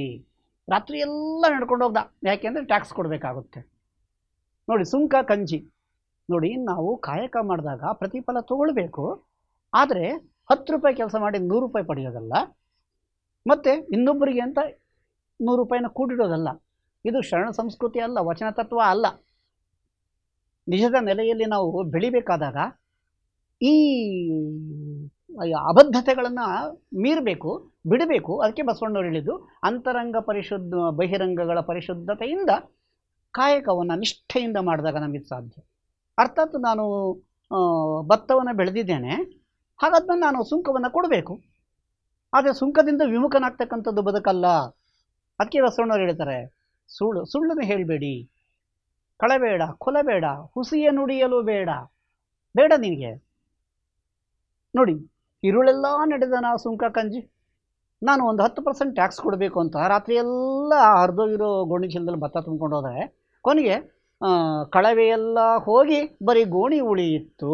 ಮುಂಜಾನೆ ನೋಡಿದ್ರೆ ಭತ್ತ ಎಲ್ಲ ಹೋಗಿತ್ತು, ಹರಿದೋಗಿರೋ ಗೋಣಿ, ಆದರೆ ಬರೀ ಗೋಣಿ ಉಳಿಯಿತು. ಅಳಿಮನದವನ ಭಕ್ತಿ ಇಂತ ಇತ್ತು ರಾಮನಾಥ. ನೋಡಿ, ಅಳಿಮನ ಅಂದರೆ ಇಲ್ಲಿ ವಚನ ತತ್ವ ಬರ್ತಕ್ಕಂಥದ್ದು. ನಿಜವಾದ ಅನುಭವನೂ ಇಲ್ಲ, ಅನುಭಾವನೂ ಇಲ್ಲ, ತಾನೇನು ಅಂತಲೂ ಗೊತ್ತಿಲ್ಲ, ಮುಂದೆ ನನ್ನ ಬದುಕಿನ ಗುರಿ ಏನು ಅಂತಲೂ ಗೊತ್ತಿಲ್ಲದೆ ಇದ್ದಾಗ ಸೊ ಯಾವುದೇ ರೀತಿಯಲ್ಲೂ ಈ ನಿಜದ ನೆಲೆ ಅಂತಕ್ಕಂಥದ್ದು ಪ್ರಾಪ್ತವಾಗಲಿಕ್ಕೆ ಅಥವಾ ಈ ಮಹಾಬಯಲಿನ ಸತ್ಯವನ್ನು ಸಮರಸವನ್ನು ತಿಳಿಲಿಕ್ಕೆ ನಮಗೆ ಸಾಧ್ಯ ಇಲ್ಲ ಅಂತಕ್ಕಂಥದ್ದನ್ನು ಈ ವಚನ ತತ್ವ ಅಂತಕ್ಕಂಥದ್ದು ನಮಗೆ ಹೇಳುತ್ತೆ. ಅದನ್ನೇ ಅಮಗೆ ರಾಯಮ್ಮ ಒಂದು ವಚನದಲ್ಲಿ ತುಂಬ ಚೆನ್ನಾಗಿ ಹೇಳ್ತಾಳೆ. ನಮ್ಮ ವ್ಯಾಪ್ತಿಯ ಒಳಗಡೆ ನಾವು ಮಾಡ್ತಕ್ಕಂಥ ಕೆಲಸ ಕಾರ್ಯಗಳನ್ನು ಪರಿಪೂರ್ಣವಾಗಿ ನಾವು ಮಾಡದೇ ಇದ್ದಾಗ ಹೇಗಿರುತ್ತೆ ನೋಡಿ. ಅವಳು ಹೇಳ್ತಾಳೆ ಅಮಗೆ ರಾಯಮ್ಮ ಒಂದು ಕಡೆ ಏನಂದರೆ, ಎನ್ನ ಕಣ್ಣೊಳಗಣ ಕಟ್ಟಿಗೆಯ ಮುರಿಯುವವರ ನಾರನೂ ಕಾಣೆ, ಎನ್ನ ಕಾಲೊಳಗಣ ಮುಳ್ಳ ತೆಗೆಯುವವರ ನಾರನೂ ಕಾಣೆ, ಎನ್ನ ಮನದಲ್ಲಿಪ್ಪ ಮಾಯಾ ಪ್ರಪಂಚವ ಬಿಡಿಸುವವರ ನಾರನೂ ಕಾಣೆ, ಎನ್ನ ಅಂಗದಲ್ಲಿಪ್ಪ ಅಹಂಕಾರವ ಕಳೆವವರ ನಾರನೂ ಕಾಣೆ, ಅರಿದೆವೆಂಬರು ಅರಿಯಲಾರರು ನೋಡ. ಇಷ್ಟೆಲ್ಲ ಇದೆ ನೋಡಿ. ನನ್ನ ಕಾಲಿನಲ್ಲಿ ಮುಳ್ಳಿದೆ, ಯಾರನ್ನು ತೆಗೀಲಿ, ನನ್ನ ಕಣ್ಣಲ್ಲೇನೋ ಕಸ ಬಿದ್ದಿದೆ, ಯಾರನ್ನು ತೆಗೀಲಿ, ನನ್ನ ಮನಸ್ಸಲ್ಲಿ ಅಹಂಕಾರ ಇದೆ, ಯಾರಾದರೂ ಬಂದು ಬಿಡಿಸಿ. ಯಾರೋ ಯಾಕೆ ಮಾಡಬೇಕು? ನಮ್ಮ ಕೆಲಸವನ್ನು ನಾವು ಪ್ರಾಮಾಣಿಕತೆಯಿಂದ ಮಾಡಿದಾಗ, ನಮ್ಮಲ್ಲಿ ಅರಿವು ಮೂಡಿದಾಗ, ನಮ್ಮ ಅಂತರಂಗ ಬಹಿರಂಗಗಳು ಪರಿಶುದ್ಧವಾದಾಗ ಆಗ ನಾವು ಈ ನಿಜದ ನೆಲೆಯ ಕಡೆ ಸಾಗಲಿಕ್ಕೆ ಸಾಧ್ಯತೆ ಉಂಟು. ಇಲ್ಲ ಅಂದರೆ ಆಗಲ್ಲ. ನೋಡಿ, ಎಮುಗೆ ರಾಯಮ್ಮ ಆ ವಚನದ ನಂತರದಲ್ಲಿ ಅಲ್ಲೇ ಒಂದು ಕಡೆ ಹೇಳ್ತಾಳೆ, ಎನ್ನ ಕಾಲೊಳಗಣ ಮುಳ್ಳ ನಾನೇ ತೆಗೆಯಬೇಕು, ಎನ್ನ ಕಣ್ಣೊಳಗಣ ಕಟ್ಟಿಗೆಯ ನಾನೇ ಮುರಿಯಬೇಕು, ಎನ್ನ ಅಂಗದಲ್ಲಿಪ್ಪ ಅಹಂಕಾರವ ನಾನೇ ಬಿಡಬೇಕು, ಎನ್ನ ಮನದಲ್ಲಿಪ್ಪ ಮಾಯಾ ಪ್ರಪಂಚವ ನಾನೇ ಬಿಡಿಸಬೇಕು. ಅರಿದೆವೆಂಬರು ಅರಿದೆವು, ಆಗ ಅರಿವು ಮೂಡಿದಾಗ ಬೆದರದೆ ಬೆಚ್ಚದೆ ಇದ್ದಡೆ ಕರವಿಡಿದೆತ್ತಿಕೊಂಬ ಅನ್ನೋ ಹಾಗೆ ನಮ್ಮಲ್ಲಿ ಅರಿವು ಅಂತಕ್ಕಂಥದ್ದು ಜಾಗೃತವಾಗ್ತದೆ. ಆಗ ನಮಗೆ ಈ ಲಿಂಗಾಂಗ ಸಾಮರಸ್ಯ ಅಂತಕ್ಕಂಥದ್ದು ಸಾಧ್ಯ. ಈ ಅಂಗ ಆ ಲಿಂಗದ ಕಡೆ ಏಕನಿಷ್ಠೆಯಿಂದ ಮುನ್ನಡೆದು ನಾವು ಒಂದೊಂದು ಮೆಟ್ಟಿಲನ್ನು ಹತ್ತಾ ಹೋದರೆ ಆಗ ಈ ಮಹಾ ಘನಲಿಂಗದ ನಿಜಲಿಂಗೈಕ್ಯ ಸ್ಥಿತಿ, ನಿಜದ ನೆಲೆ ಅಂತಕ್ಕಂಥದ್ದು ನಮಗೆ ಪ್ರಾಪ್ತವಾಗ್ತದೆ. ಅದನ್ನು ವಚನಕಾರರು ತುಂಬ ಸರಳವಾಗಿ ಈ ವಚನಗಳಲ್ಲಿ ಹೇಳ್ತಾರೆ. ಅದನ್ನು ಅರ್ಥ ಮಾಡ್ಕೊಳ್ಳಿಕ್ಕಾಗದೇ ಇದ್ದಾಗ ಯಾವ ಥರ ನಮ್ಮ ಸ್ಥಿತಿ ಇದೆ ಅದಕ್ಕೆ ನೋಡಿ ಅಲ್ಲಮ ಪ್ರಭುಗಳು ಇನ್ನೊಂದು ಕಡೆ ಹೇಳ್ತಾರೆ. ಏನೊಂದು ಕೊಟ್ಟ ಕುದುರೆಯನ್ನು ಏರಲರಿಯದೆ ಮತ್ತೊಂದ ಕುದುರೆಯ ಬಯಸುವವರು ವೀರರೂ ಅಲ್ಲ ಧೀರರೂ ಅಲ್ಲ. ಕೇವಲ ಆ ಜೀನನ್ನು ಬಳಲುತ್ತಾ ಇದ್ದಾರೆ ಗುಹೇಶ್ವರನೆಂಬ ಲಿಂಗವನು ಇವರೆತ್ತ ಬಲ್ಲರು. ನೋಡಿ ಎಷ್ಟು ಚೆನ್ನಾಗಿದೆ. ನಾವೆಲ್ಲ ಹೆಂಗೆ ಅಂದರೆ ಅಲ್ಲಮ ಪ್ರಭುಗಳ ಈ ವಚನಗಳ ಥರ ಇವತ್ತು ಬದುಕ್ತಾ ಇದ್ದೀವಿ. ಈ ರೀತಿ ಇದ್ದರೆ ನಮಗೆ ಸಮರಸ ಸಾಧ್ಯ ಇಲ್ಲ, ಅಥವಾ ನಿಜದ ನೆಲೆ ಪ್ರಾಪ್ತವಾಗೋದಿಲ್ಲ. ಆಗಿದ್ಮೇಲೆ ನಮ್ಮ ಕರ್ತವ್ಯಗಳೇನು? ಮತ್ತೆ ಬಸವಣ್ಣನವರ ಪರಿಶುದ್ಧ ನಡೆನುಡಿ, ನುಡಿದಂತೆ ನಡೆವೆ, ನಡೆಯಲ್ಲಿ ನುಡಿಯ ಪೂರೈಸುವೆ, ಅರಿವು ಕುರುಹು ಆಲೋಚನೆಗಳಿಂದ ನಾನು ನನ್ನ ಬದುಕಿನ ಆತ್ಯಂತಿಕ ಗುರಿಯನ್ನು ತಲುಪ್ತೇನೆ. ಯಾರೋ ಹೇಳ್ತಾರೆ ಅಂತಕ್ಕಂಥ ಸಿದ್ಧ ಮಾದರಿಯ ನೆಲೆಯನ್ನು, ಚೌಕಟ್ಟನ್ನು ಬಿಟ್ಟು ನಾನು ಹೊರಬರ್ತೇನೆ. ಆಗ ಏನಾಗ್ತದೆ? ಕೊಟ್ಟ ಕುದುರೆಯನ್ನು ಏರಲರಿಯದೆ, ನನ್ನ ಬದುಕೆ ಕೊಟ್ಟ ಕುದುರೆ, ಇದನ್ನೇ ಹತ್ತು ಸವಾರಿ ಮಾಡಲಿಕ್ಕೆ ನನಗೆ ಅರ್ಹತೆ ಇಲ್ಲದೆ ಮತ್ತೊಂದು ಕುದುರೆಯ ಬಯಸುವವರು ವೀರರೂ ಅಲ್ಲ, ಧೀರರೂ ಅಲ್ಲ. ನೋಡಿ ಇವತ್ತಿನ ಸಮಾಜ ಹೇಗಿದೆ. ಬೆಂಗಳೂರಿನಲ್ಲಿ ನನಗೊಂದು ಸೈಟ್ ಇದೆಯಪ್ಪ, ಊರಲ್ಲಿ ಒಂದು 10 ಎಕರೆ ಜಮೀನಿದೆ, ಬೆಂಗಳೂರಿನಲ್ಲಿ 12 ಸೈಟ್ ಯಾಕಿಲ್ಲ, ಊರಿನಲ್ಲಿ 10 ಎಕರೆ ಜಮೀನು ಯಾಕೆ ತೊಗೋಬಾರ್ದು? ಸರಿ, ಅದೆಲ್ಲ ಸಿಕ್ತು ಕಣಯ್ಯ. ಡೆಲ್ಲಿ ಒಳಗೂ ಹಂಗಾರೆ ಏನಾದ್ರು ಒಂದು ಸೈಟ್ ಇದೆಯಾ? ಅಲ್ಲೂ ಸಿಕ್ತು ಕಣಯ್ಯ. ಸರಿ, ನ್ಯೂಯಾರ್ಕಲ್ಲೂ ಒಂದು ತೊಗೊಂಡ್ಬಿಡೋಣ. ಅಯ್ಯೋ, ಅಲ್ಲೂ ಬಂತು ಕಣಯ್ಯ. ಚಂದ್ರಲೋಕದಲ್ಲಿ ಏನಾದರೂ ಇದೆಯಾ? ಹುಟ್ಟಿನಿಂದ ಸಾಯೋ ತನಕ ನಮ್ಮ ಆಸೆಗಳು ಅಪರಿಮಿತ. ಆಶೆಯೇ ದುಃಖಕ್ಕೆ ಮೂಲ, ನಿಜ. ಆದರೆ ದುರಾಸೆ, ಮದ, ಎಲ್ಲವೂ ನನಗೆ ಅಂತಕ್ಕಂಥ ಮಾತ್ಸರ್ಯ, ಸೊಕ್ಕು, ಇವು ನಮ್ಮನ್ನು ಕೆಳಸ್ತರಕ್ಕೆ ಇಳಿಸುತ್ತೆ. ನಮ್ಮನ್ನು ಮೇಲ್ಮುಖವಾಗಿ ಆಲೋಚನೆ ಮಾಡೋಕ್ಕೆ ಹೋಗೋದೇ ಇಲ್ಲ. ತಲೆ ಎತ್ತಿ ನೀಲಾಕಾಶವನ್ನು ನೋಡಿ ನಮ್ಮ ಆಲೋಚನೆಗಳು ಗಗನ ಸದೃಶವಾದಂತಹ ಮಹಾನ್ ಚಿಂತನೆಗಳಾಗಿ ಬೆಳಿಬೇಕು. ಆಗ ಈ ನಿಜದ ನೆಲೆ ಲಿಂಗಾಂಗ ಸಾಮರಸ್ಯ ಸಾಧ್ಯ. ಒಂದು ಕುದುರೆಯ ಮೇಲೆ ಜೀನ್ ಹಾಕಿ ಅದರ ಮೇಲೆ 10 ಸವಾರಿ ಮಾಡೋದಿದೆಯಲ್ಲ, ನಮ್ಮ ಬದುಕನ್ನು ನಾವು ಕಟ್ಕೊಳ್ಳೋದಿದೆಯಲ್ಲ. ಹೌದು, ಅಬ್ದುಲ್ ಕಲಾಂ ಸಾಹೇಬರು ಚಿಕ್ಕ ಹುಡುಗ ಆಗಿದ್ದಾಗ ಮನೆ ಮನೆಗೆ ಪೇಪರ್ ಹಾಕ್ತಾಯಿದ್ರು. ಅವ್ರು ಹಾಗೆ ನಾನು ಪೇಪರ್ ಹಾಕ್ತೀನಿ ಅಂತ ಹಾಗೆ ಇದ್ದಿದ್ರೆ, ಯಾರೋ ಶಿಕ್ಷಕರು ನೋಡಿ ಹುಡುಗ ಚೂಟಿ ಇದ್ದಾನೆ ಶಾಲೆಗೆ ಸೇರಿಸು ಅಂದಾಗ ಕಲಾಂನನ್ನು ಅವ್ರ ತಂದೆ ಶಾಲೆಗೆ ಸೇರಿಸ್ತಾರೆ. ಮುಂದೆ ಹಂತ ಹಂತವಾಗಿ ಬೆಳೆದು ಕಲಾಂ ಇಡೀ ಜಗತ್ತಿನ ಮಹಾನ್ ಕ್ಷಿಪಣಿ ಜನಕ ಆಗಲಿಲ್ವ? ಜಗತ್ತಿನ ಸರ್ವಶ್ರೇಷ್ಠ ವಿಜ್ಞಾನಿ ಆಗಲಿಲ್ವ? ಈ ರೀತಿ ಆತ್ಯಂತಿಕ ಸತ್ಯದ ಕಾಣಿಕೆಯನ್ನು ಗಳಿಸ್ಕೊಳ್ಳೋದಿದೆಯಲ್ಲ. ಸಿದ್ಧಾರ್ಥನಾಗಿ ಅಪ್ಪ ಅಮ್ಮ ಹೇಳಿದ್ರು ಅಂತ 4 ಗೋಡೆಗಳ ಮಧ್ಯೆನೇ ಇದ್ದಿದ್ರೆ, ತಾನೊಬ್ಬ ರಾಜನಾಗಿಯೇ ಇದ್ದಿದ್ರೆ, ತಾನು ಬುದ್ಧನಾಗಲಿಲ್ಲ ಅಂದಿದ್ರೆ, ಅರಿವನ್ನು ರೂಢಿಸ್ಕೊಳ್ಳಲಿಲ್ಲ ಅಂದಿದ್ರೆ, ಜಗತ್ತಿನಲ್ಲಿ ಮಹಾನ್ ದೇವರು ಅಂತ ಇವತ್ತು ಜಗತ್ತು ಕಾಣ್ತಾ ಇತ್ತಾ? ಆತನನ್ನು ಪೂಜೆ ಮಾಡ್ತಾ ಇತ್ತಾ? ಪ್ರೀತಿಯಿಂದ ಕೈ ಮುಗಿತಾ ಇತ್ತಾ? ಸರ್ವಕ್ಕೂ ಸಲ್ಲುವ ಹಾಗೆ ನಾವು ಬದುಕಬೇಕು ಅಂದರೆ, ವಚನ ತತ್ವದ ಈ ನಿಜದ ನೆಲೆ ನಮಗೆ ಸಾಧ್ಯವಾಗಬೇಕು ಅಂದರೆ, ನಾವು ಇಹ ಜೀವನದ ಈ ಮೌಢ್ಯಗಳನ್ನು ಅಥವಾ ಏನು ಸಿದ್ಧ ಮಾದರಿಯ ಅಬದ್ಧಗಳನ್ನು ಬಿಟ್ಟು ಹೊರಬರಬೇಕು ಅಂತ ಹೇಳ್ತಾರೆ. ಹಾಗೆ ಬಿಟ್ಟು ಹೊರಬರಲಿಲ್ಲ ಅಂದರೆ ಅದಕ್ಕೂ ನೋಡಿ ಬಸವಣ್ಣವರು ಇನ್ನೊಂದು ವಚನದಲ್ಲಿ ಒಂದು ಮಾತು ಹೇಳ್ತಾರೆ. ಹೇಗೆ ನಮ್ಮ ಬದುಕಿವತ್ತಿದೆ, ಈ ಸ್ಥಿತಿಯನ್ನು ಬಿಟ್ಟು ಹೊರಗಡೆ ಬರಬೇಕು ನಾವೆಲ್ಲ ಅನ್ನೋದಕ್ಕೆ ಒಂದು ಅತ್ಯುತ್ತಮವಾದಂಥ ಉದಾಹರಣೆ.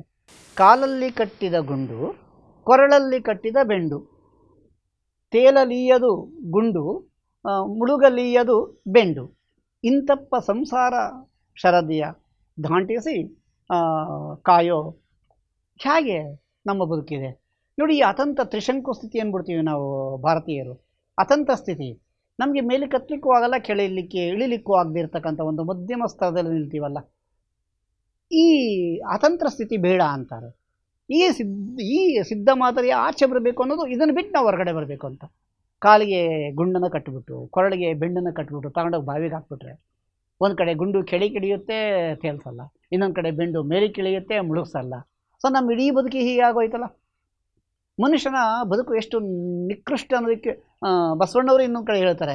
ವ್ಯಾಧನೊಂದು ಮೊಲನ ತಂದಡೆ ಸಲುವ ಹಾಗಕ್ಕೆ ಬಿಲಿವರಯ್ಯ, ನೆಲನಾಳ್ದನ ಹೆಣನೆಂದಡೆ ಒಂದಡಕೆಯ ಕೊಂಬುವರಿಲ್ಲ ನೋಡಯ್ಯ, ಮೊಲನಿಂದ ಕರಕಷ್ಟ ನರನ ಬಾಳುವೆ ಸಲೆ ನಂಬೋ ಕೂಡಲ ಸಂಗಮ ದೇವನ. ನೋಡಿ ಎಷ್ಟು ಒಳ್ಳೆಯ ವಚನ ಇದು. ಜಗತ್ತಿನ ಪ್ರತಿಯೊಬ್ಬರಿಗೂ ಸಹ ನೀತಿ ಪಾಠ. ನಮ್ಮಲ್ಲಿ ಸಾಮರಸ್ಯ ಅಥವಾ ಸಮರಸ ಅಂತಕ್ಕಂಥದ್ದು ಮೂಡಲಿಕ್ಕೆ, ಬದುಕಿನ ಗುರಿಯನ್ನು ತಲುಪಲಿಕ್ಕೆ, ನಿಜದ ನೆಲೆಯನ್ನು ತಾನು ಅನುಭವಿಸಲಿಕ್ಕೆ ಈ ವಚನ ನಮಗೆ ಮಾದರಿಯಾಗಬೇಕು. ನೋಡಿ, ಒಬ್ಬ ಬೇಟೆಗಾರ ಒಂದು ಮೊಲವನ್ನು ಬೇಟೆಯಾಡಿ ಮೊಲದ ಮಾಂಸವನ್ನು ತಂದರೆ ಎಲ್ಲ ಜನಗಳು ಒಬ್ಬರ ಮೇಲೆ ಒಬ್ಬರು ಬಿದ್ದು ಬಿಲಿವರಯ್ಯ, ಕೊಂಡ್ಕೊಳ್ಳೋದಕ್ಕೆ ನಾನು ದುಡ್ಡು ಕೊಡ್ತೀನಿ, ನಾನು ಹೆಚ್ಚಿಗೆ ಕೊಡ್ತೀನಿ ಅಂತ ಒಬ್ಬರ ಮೇಲೆ ಒಬ್ಬರು ಬಿದ್ದು ಬರ್ತಾರೆ. ಆದರೆ ನೆಲನಾಳ್ದನ ಹೆಣನೆಂದಡೆ ಒಂದು ಅಡಕೆಗೆ ಕೊಂಬುವರಿಲ್ಲ ನೋಡಯ್ಯ. ನೆಲನಾಳ್ದನ ಹೆಣನೆಂದಡೆ ಇವನು ಜಗತ್ತಿನ ಮಹಾನ್ ಚಕ್ರವರ್ತಿ, ನೆಪೋಲಿಯನ್, ಹಿಟ್ಲರ್, ಕೃಷ್ಣದೇವರಾಯ, ಅಮೋಘ ವರ್ಷ ನೃಪತುಂಗ, ಹರ್ಷವರ್ಧನ ಇಮ್ಮಡಿ ಪುಲಕೇಶಿ ಸತ್ತೋಗ್ಬಿಟ್ಟವನೇ, ಇವನು ಹೆಣ ತಗೊಳ್ಳಿ ಅಂದರೆ ಬಾಯಲ್ಲಿರ್ತಕ್ಕಂಥ ಎಂಜಲು ಗೂಟ್ ಅಡಿಕೆ ಕೊಟ್ಟು ತಗೊಳ್ಳಲ್ಲ. ಯಾಕೆಂದರೆ ಸತ್ತ ಮೇಲೆ ಮನುಷ್ಯ ಜನ್ಮಕ್ಕೆ ಸತ್ತ ಮೊಲಕ್ಕೆ ಇರುವ ವ್ಯಾಲ್ಯೂ, ಅದರ ಮೌಲ್ಯ ಇದಕ್ಕೆ ಇರೋದಿಲ್ಲ ಅನ್ನೋದಕ್ಕೆ. ಅದಕ್ಕೇ ಬದುಕಿರಬೇಕಾದಾಗಲೇ ನೀನು ಸಲೆ ನಂಬು ಕೂಡಲ ಸಂಗಮ ದೇವನ. ಆದರೆ ಆ ಅರಿವು ಅಂತಕ್ಕಂಥದ್ದು ನಮಗೆ ಮೂಡಿದಾಗ, ಆ ಅರಿವಿನ ಮೂಡಿದಾಗಲೇ ನಮಗಿದೆಲ್ಲ ಸಾಧ್ಯ. ಆದರೆ ನಮ್ಮಲ್ಲಿ ಸಾಧ್ಯನೇ ಇಲ್ಲವೇ? ನಮ್ಮ ಇವತ್ತಿನ ಸಂದರ್ಭಗಳು ಹೇಗಿದ್ದಾವೆ? ಒಂದು ತಮಾಷೆಗೆ ಹೇಳೋದಾದರೆ ನೋಡಿ, ನಮ್ಮನ್ನು ಯಾರಾದರೂ ಅಪ್ಪಿತಪ್ಪಿ ಸುಮ್ಮನಿರ್ಲಿಕ್ಕೆ ಬಿಡ್ತಾರ? ಕುಟುಂಬ ಅಥವಾ ನೆರೆಹೊರೆ, ಶಾಲೆ, ಸಮಾಜ, ನೀವು ಎಲ್ಲಿಗೋದ್ರೂ ಸಹ ಎಲ್ಲರೂ ಇರ್ತಕ್ಕಂಥದ್ದು, ಎಲ್ಲರೂ ಹೇಳ್ತಕ್ಕಂಥದ್ದು ಒಂದೇ. ಏನು? ನಮ್ಮನ್ನು ಅರಿಯದ ಸಗಿದ ಪಾಪ ಅರಿತರದು ತನಗೊಳಿತು, ಅರಿತರಿತು ಮಾಡಿ ಮರೆತರದು ನಯನವನು ಇರಿದುಕೊಂಡಂತೆ ಸರ್ವಜ್ಞ. ಸರ್ವಜ್ಞನ ಒಂದು ವಚನ ಇದೆ. ಅರಿಯದೆ ಸಗಿದ ಪಾಪ ಅರಿತರದು ತನಗೊಳಿತು. ಗೊತ್ತಿಲ್ಲದೆ ತಪ್ಪಾಗಿದೆ, ಆ ತಪ್ಪನ್ನು ತಿದ್ಕೊಂಡು ಮುಂದುವರಿಯೋಣ. ಒಂದು ಕಡೆ ಪ್ರಾಣಿ ಹಿಂಸೆ ಆಯಿತು, ಮತ್ತೆ ಅದು ಆಗಬಾರ್ದು. ಅಣ್ಣ ಬಸವಣ್ಣವ್ರು ಹೇಳಿದ್ರು, ಕಾಯಕ ಮಾಡದೆ ಇನ್ನೊಬ್ಬರನ್ನ ಬೇಡಬಾರ್ದು. ನೋಡಿ, ನೀಡುವ ಸಂಸ್ಕೃತಿ ವಚನ ಸಂಸ್ಕೃತಿ. ಕೊಡ್ತಕ್ಕಂಥದ್ದು ಬಸವ ತತ್ವ, ವಚನ ತತ್ವ. ಬೇಡ್ತಕ್ಕಂಥದ್ದಲ್ಲ. ಆದರೆ ಬೇಡುವ ತನ ಅನ್ನೋದು ಬ್ಯಾಡವೇ ಬೇಡ ಅಂತ ಹೇಳ್ತಕ್ಕಂಥದ್ದು ಇದೆಯಲ್ಲ, ಇದು ನೋಡಿ. ಅರಿತರದು ತನಗೊಳಿತು, ಅರಿತರಿತು ಮಾಡಿ ಮರೆತರದು ನಯನವನ್ನು ಇರಿದುಕೊಂಡಂತೆ. ಅರಿತರಿತು ಮಾಡಿ ಮರೆತಾರೆ, ಮತ್ತೆ ಮತ್ತೆ ಮತ್ತೆ ಮತ್ತೆ ಮಾಡಿ ತಪ್ಪನ್ನೇ ಮಾಡ್ತಲೇ ಹೋದರೆ ನಯನವನ್ನು ಇರಿದುಕೊಂಡಂತೆ ಅಂತ ಹೇಳ್ತಾರಲ್ಲ ಅದು. ಆಮೇಲೆ ಈ ಜಗತ್ತಿನ ಯಾವ ತಾಯಿನೂ ತನ್ನ ಮಗು ಬೇಡಲಿ ಅಂತ ಹೇಳಲ್ಲ, ಕೆಲಸ ಮಾಡಬಾರ್ದು ಅಂತ ಹೇಳಲ್ಲ, ಹೊಸ ಅರಿವನ್ನು ಗಳಿಸ್ಕೋಬಾರ್ದು ಅಂತ ಹೇಳಲ್ಲ. ನೋಡಿ, ಎಲ್ಲ ತಾಯಿಯಂದಿರ ನಿಜವಾದ ಇಂಟೆನ್ಷನ್ ಏನು? ಆಚಾರಕರ ಸಾಗು, ನೀತಿಗೆ ಪ್ರಭುವಾಗು, ಮಾತಿನಲ್ಲಿ ಚೂಡಾಮಣಿಯಾಗು ನನ್ನ ಕಂದ, ಜ್ಯೋತಿಯೇ ಆಗು ಜಗಕ್ಕೆಲ್ಲ. ನೋಡಿ, ಎಲ್ಲ ತಾಯಂದಿರು ತಮ್ಮ ಮಗು ಬಗ್ಗೆ, ಇಡೀ ಜಗತ್ತಿನ ಎಲ್ಲ ತಾಯಂದಿರು ಎಲ್ಲ ಮಕ್ಕಳ ಬಗ್ಗೆ ಹೇಳ್ತಾರೆ, ಆಚಾರಕ್ಕೆ ರಸಾಗು, ಒಳ್ಳೆ ಅರಿವಿರಲಿ ನಿನ್ನಲ್ಲಿ, ನೀತಿಗೆ ಪ್ರಭುವಾಗು, ಒಳ್ಳೆ ನೀತಿಯುತವಾದ ಜೀವನವನ್ನು ನಡೆಸು. ಅಷ್ಟೇ ಅಲ್ಲ, ಮಾತಿನಲ್ಲಿ ಚೂಡಾಮಣಿಯಾಗು. ನಮ್ಮ ಬಾಯಿನಲ್ಲಿ ಬರ್ತಕ್ಕಂಥ ಮಾತು ನಮ್ಮನ್ನು ಯಾವ ಮಟ್ಟಕ್ಕೆ ಬೇಕಾದರೂ ಇರಿಸುತ್ತೆ. ಜ್ಯೋತಿಯೇ ಆಗು ಜಗಕ್ಕೆಲ್ಲ. ನೋಡಿ, ಇಡೀ ಜಗತ್ತಿಗೆ ಜ್ಯೋತಿಯಾಗು ಅಂತಕ್ಕಂಥ ಬಯಕೆಯನ್ನು ತಾಯಿ ಹೇಳ್ತಾಳಲ್ಲ. ಈ ಜ್ಯೋತಿಯನ್ನು, ಈ ಮಹಾನ್ ಬೆಳಕನ್ನು ಸೇರ್ತಕ್ಕಂಥದ್ದು ಇದೆಯಲ್ಲ, ಈ ಅಂಗ ಆ ಮಹಾಲಿಂಗದಲ್ಲಿ, ಮಹಾಘನದಲ್ಲಿ, ಮಹಾ ಬೆಳಕಿನಲ್ಲಿ, ನೀರಿನಲ್ಲಿ ನೀರು ಬೆರೆತ ಹಾಗೆ ಬೆರೆಯೋದಿದೆಯಲ್ಲ, ಇದು ನಿಜದ ನೆಲೆ, ನಿಜೈಕ್ಯ ಸ್ಥಿತಿ. ದಾರ್ಶನಿಕ ಬಸವಣ್ಣವರು, ಆ ವ್ಯೋಮಕಾಯ ಅಲ್ಲಮಪ್ರಭುಗಳು, ಅವಿರಳ ಜ್ಞಾನಿ ಚನ್ನಬಸವಣ್ಣವರು, ಮಹಾಶಿವಶರಣೆ ಶಿವಶರಣೆ ಅಕ್ಕಮಹಾದೇವಿ, ಶಿವಯೋಗಿ ಸಿದ್ದರಾಮೇಶ್ವರರು, ನೀಲಾಂಬಿಕೆ, ಅಮುಗಿರಾಯಮ್ಮ, ನುಲಿಯ ಚಂದಯ್ಯ ಮುಂತಾದ ನೂರಾರು ಜನ ವಚನಕಾರರು ಅರಿವಿನಡೆಗೆ ಸಾಕ್ತಾರೆ. ಆ ನಿಜೈಕ್ಯ ಸ್ಥಿತಿಗೆ ಏರಿ ತಮ್ಮ ನಿಜದ ನೆಲೆಯಲ್ಲಿ ವಚನಗಳನ್ನು ರಚಿಸ್ತಾರೆ. ಸುಮಾರು 25,000 ವಚನಗಳು ಇವತ್ತು ನಮ್ಮಲ್ಲಿ ಲಭ್ಯವಿದ್ದಾವೆ. ಸುಮಾರು 40 ಭಾಷೆಗಳಿಗೆ 2,500 ವಚನಗಳನ್ನು ಬಸವ ಸಮಿತಿ ಅನುವಾದ ಮಾಡಿ ಮಹಾ ಅನುವಾದ ಯೋಜನೆ ಸಹ ಜಾರಿಗೆ ಬಂದಿದೆ. ಶರಣರ ದೃಷ್ಟಿಯಲ್ಲಿ ಘನದೊಳಗೆ ಅಂಗ ಬೆರೆತು ಮಹಾಘನವಾಗಿ ಐಕ್ಯವಾದ ನಿಜೈಕ್ಯ ಸ್ಥಿತಿಯನ್ನು, ಈ ಲಿಂಗೈಕ್ಯ ಸ್ಥಿತಿಯನ್ನೇ ನಿಜದ ನೆಲೆ ಅಂತ ಕರೀತಾರೆ ಎಲ್ಲ ವಚನಕಾರರು ಸಹ. ಈ ಆತ್ಯಂತಿಕ ಅನುಭಾವಿಕ ಸ್ಥಿತಿಯನ್ನು ಹೇಳಲು ಶರಣರು ಏನು ಮಾಡ್ತಾರೆ, ಈ ನಿಜ ಅಂತಕ್ಕಂಥ ಪದವನ್ನು ಬಳಸ್ಕೋತಾರೆ.